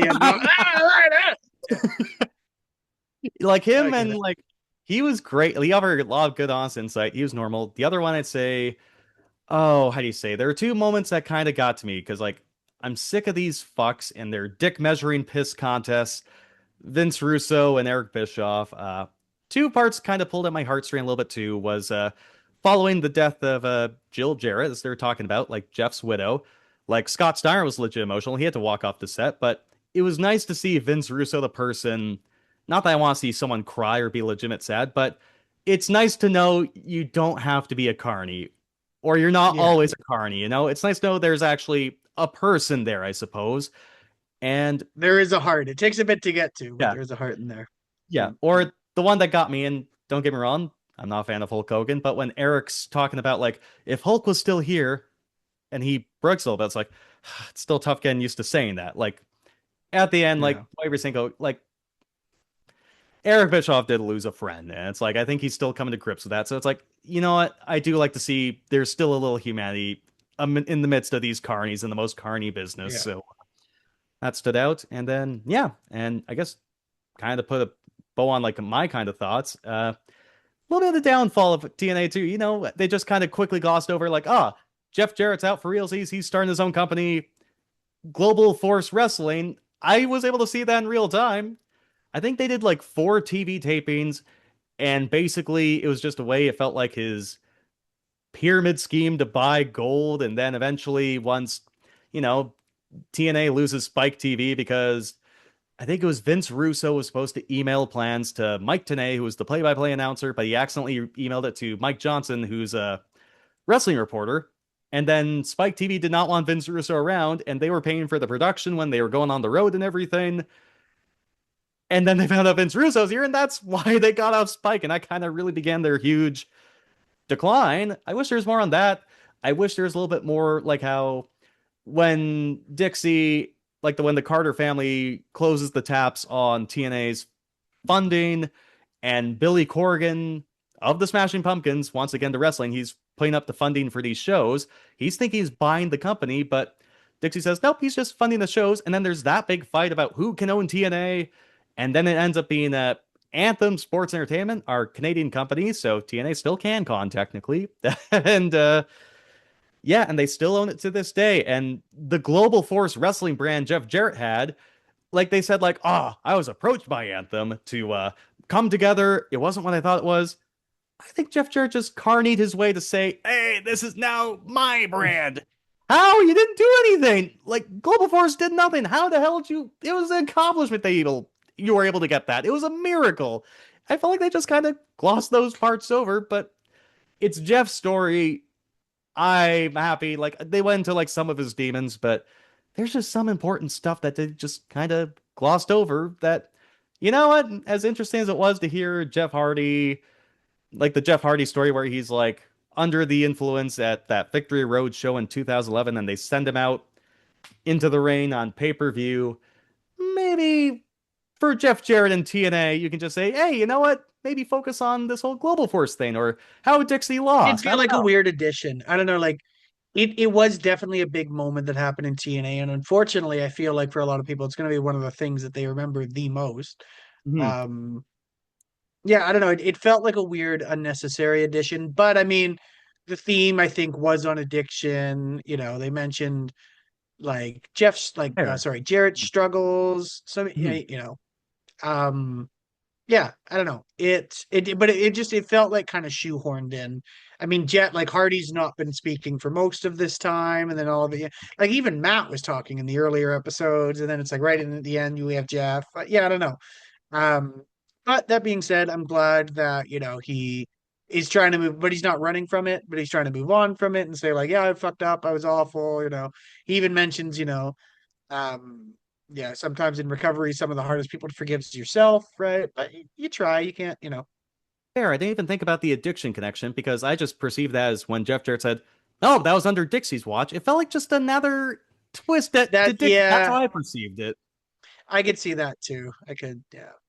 Yeah, it was Or it's like, weird, oh but well, if I was in charge. To be fair though, all Mhm. that being said, like there in no world should he be fucking walking out there, you know. No, Uh, no. but it's also tough because you've got a show and mistakes happen, and I don't know. Like Jeff's the kind of guy, like, sure, he's probably presenting like he's out of it, but if he's like, I'm fine, it's a tough one. Mhm. I think the best way to potentially close this, I mean, watch the three-parter. It's a lot of fun though, even though if you don't know, it's a fun watch. If you do know, there's things that were like, I don't know if I remember exactly like that, but it's still well done and fun enough. It breezes by. The only way I think we can put a bow on this before I die via sweating my balls off, there were both two lines. We each had a line that bust our gut, like legitimate. Even though I think mine isn't really more so comedy, but just it hits. But I think you had a line that you mentioned to me that genuinely made you belly laugh, and I would like to give you the option to present it on the Yes. table. So, I mean, for those who know Vince Russo, a lot of it is this, soap opera, trash TV, collision, crash course, not collision, sorry, very different from that. Car crash Just TV crash kind of course thing. TV, yeah. And so very trashy, very, and Jerry Jarrett was kind of a purist. He came from that era where, wrestling was wrestling. And anyways, how different our two viewpoints are.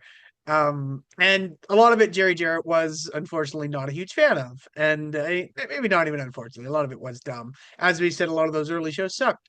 Um, but that whole philosophy of this is a wrestling show. I don't, you know. Then they showed a midget masturbating in a trash can, and he essentially had said the editing was great on this, by the way, too. But he had said something along the lines of like, I don't want this on my show. And then they cut to Vince Russo and he said, I want a midget masturbating in a trash can. I'm sorry. And you know what?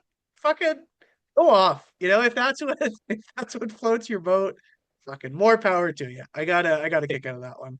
So Okay, you know what? maybe Say what you will about Russo, but it's he's at least he's honest that he's kind of shit. you are gonna dump. Stand by your dump. At least he does that. But okay, you got Yeah, two. That wasn't the line I thought you were gonna say. There's two lines Oh, then. what Jim was the other Cornette. one? Yeah. Jim Cornette. Oh yes, the defined terrorist threat. Okay, now set the table one more time, please. I need to So hear. again, Vince Russo and Jim Cornette famously had a feud. I'm kind of glad they didn't touch too much on it because it's been done. It's there. They don't like each other. Again, he's got the Cornette's wrestling, and um, not a fan of Vince Russo. Hates him as a person, and Cornette ended up getting fired because he had said what they said a terrorist threat to he wrote an email or something saying I'm going to kill Vince Russo or I think so the reason, and that's sort of a fact check that I wish they kind of put in. That's where maybe a Dave Meltzer or a Wade Keller, someone like that can help. But like Cornette got fired because I guess like Jim, like the reason Cornette got fired is because Vince Russo wanted Ed Ferrara on the creative team. It was like right after Jeff Jarrett got ousted. But Cornette and Ed Ferrara hated each other because Cornette hated Ed Ferrara for well, in WCW, Ed Ferrara had a character that mocked Jim Ross and his Bell's palsy. He called him Oklahoma, and Cornette hated him for that. So they had problems. So Russo wanted Ferrara. Cornette had to leave, but the way they portray it was that Jim Cornette sent an email, I think it was to Terry Taylor, saying, if I could get away with it, I would kill Vince Russo. So I think that's how it all came to be. I'll let you take it from here. which again is content like yes you can't say that to a coworker. I don't think he would actually kill Vince Russo. And maybe, I don't know, he's kind of fucking crazy, Cornette. Um, but yeah, so anyway, Russo brings that up and he's like, it's fucking wrestling, bro. Can you believe it? He wants to fucking kill me over wrestling, bro. And then the vice interviewer or whatever says like, well, did you make a terroristic threat? And Cornette kind of chuckles. He's like, well, define terroristic threat. Like, and then he reads the email and he's like, oh, yeah, I said that, but Define terroristic threat was that killed yeah, me. That was good. that was a good one. That was a good one. All right, and now mine. This is on the third episode, and just because we have a lot of piss tank buddies who probably would have said the exact same thing verbatim, so it's after Jeff Jarrett leaves TNA and he says he's at a pool party. He's unfortunately losing his battle with alcoholism. He's having beers here, there, and everywhere. He said, I'm at a pool party. I looked down at my belly and I was like, nope, not on my watch. I'm not going to have a beer gut. And from that day on, I switched to vodka. We love a good bait and switch. It's Because the they best frame it like comedy that's when he Yeah. said, like, I'm getting sober. And I was like, nope, he's getting even worse. It's just, Yeah. it's sad, but I love a good bait and switch. It's my favorite comedic. Laugh or cry. He's good now. So That's the thing. He's good now. He obviously seems very humble and seems very likable. He obviously does not want to go back to those dark days, but he had a little bit of a sense of humor for that one. And from that day on, I went to vodka. That sounds like something, I don't know. I do love to, really quick, I do love how, like, obviously they're kind of dunking on Dixie, but just, the Carney through and through when they're talking about like Hogan writing himself out and Jeff Jarrett's like, yeah, that just shows how much he knows. I never would have agreed to do that. Like, no, like, fucking, what are you nuts? Oh my God. Like, They're just dancing on Dixie's grave. Just like, Hmm. not even just dancing on, like they're doing like John Jones elbows on Dixie's grave. Just like, They as soon as I saw the trailer, I'm like, they're really gonna make her fucking regret not doing this. And I've watched it. It was even worse than I thought. Like, Yeah. ah, poor Dixie. And it sucks because I think like there is some obviously some blame there for her too. But I think it was one of those things where she was probably a fan, probably enjoyed it, and just thought, oh, this could be a fun little, And again, it's, I wish I could say this. I can't, unfortunately. It's daddy's money you're playing with. So fuck it. If my daddy owned a panda company, I'd probably ask him to buy me a wrestling promotion too. So fuck Be it. clear, it's Have a not a little panda fun. company. It's not a panda company where they No, sell of panda course. bears. It's Panda Energy. Could you imagine? I guess very quickly, like I know we're almost done our after hours, 30 minutes or whatever you had. I'd liked the former TNA Knockouts champion, the women's champion, Awesome Khan. Two things she said. Yeah. Hell yeah, it's cool to have a woman boss. And then she said, you know what? I was making less money than I was making than a McDonald's manager. She's like making like 1/10 less than that of what Kurt Angle's making. And she said, we had a women's champion who would be working as a bartender, and TNA would be on the TV, and the customer would say like, hey, is that you on TV? And she'd be like, yeah, that is. What's your order? And it reminds me that I don't know who the bartender was, but I remember Taylor Wilde, good Canadian gal, was the TNA Knockouts champion. She had to like work at like a eyeglasses shop or something like that, or a sunglasses shop. It's like, man, they got hosed. Maybe some of that Kevin Nash wine money could have went to some of the gals because they were draws, but I don't know. or you think of even was it Jesse Neal with Shannon Moore who ended up leaving to work at fucking Walmart because there was more job security and more money. Like, Fucking yeah. insane to think And about. I liked the point that she pointed out where she's like, Kurt Angle's getting 1 million, and don't get me wrong, he was worth 1 million. He was probably worth more, but you're telling me I'm not worth 1/10 of Kurt Angle? Like that's. Those knockouts are draws, man. They were, but I think But in a this lot of will. ways too, there were, again, we could be here forever, but in a Hmm. lot of ways, they were kind of the women's revolution before the women's revolution. Like, Like you there was a know, lot of bullshit. Gail Kim and Awesome Khan, those two are like honestly probably Hall of Famers. I do remember the beautiful people though, and I love the beautiful people. Ugh, that's the thing too. There's a lot of bullshit with old TNA. Some stuff that was unintentionally funny was just hysterical. There was a lot of trash still with some of the women, but it was a step up from what WWE was doing at the time. But yeah, Gail Kim was a star. Awesome Khan was a star, and yeah, fuck, we could be here forever. I may sweat to death for how long we could be here, but yeah, but other yeah, than check that, it out. Give it a watch. yeah, check it out. A lot of ground covered. We had a guest. We talked to the PSE World Heavyweight Champion of Thailand. We talked about a bunch of world title changes in WWE and AEW. Looked ahead to big pay-per-views. Talked about a documentary series. We got a lot of accomplishments, and we still plugged our BC independent promotions. This was a Oh shift yeah, today. Yeah, and not so bad, not bad. not bad. I don't know next time we'll be here, but we'll have more to talk about because, of course, we will be together. Will I be the big spoon? Will you be the big spoon? Who knows? But we got AEW Redemption. I usually like to be the cream filling in the middle of the Oreo. So we'll find a third, I'm sure, at some point. Brooke, maybe it'll be Brooke. I don't know. There you go. There you go. It'll be a golden Oreo, for lack of a better term. Perfect. But yeah, no, we'll figure it out because we do have to watch that AEW Redemption pay-per-view if they'll have a card. I'm sure they will, but one I'm match sure. Jiminy Christmas. And then also, I'll be going to Thrash Wrestling this Friday. We have the first episode of Maple Leaf Pro Wrestling as well. Yeah, That's what tonight. Scott Yeah. D'Amore. Good time for Scott D'Amore to be in that doc series now that I think about it. I mean, like, perfect timing Yeah. with Maple Leaf Pro. But And yeah, it's Jeff Jarrett's birthday too. it is. Happy birthday to Jeff Jarrett. What a time to be alive. All the stars align perfectly. But I am going to turn on my AC. I'm going to drink even more water. Ace, I'll let you be. Thanks again to Chad the Gift Oh yeah. joining us. Incredible like to get his perspective on the business and just his career. I'm sure we'll touch base with him down the road. In the meantime, Time Zero marches forward. We got more independent promotions. We got more shows to watch. We got more podcasts to record. This is the Cup Check Wrestling Podcast. Aaron Schultz, Corey Ace Trelaw. We're the big boys. Here's the swerve, bro. Don't play with each other.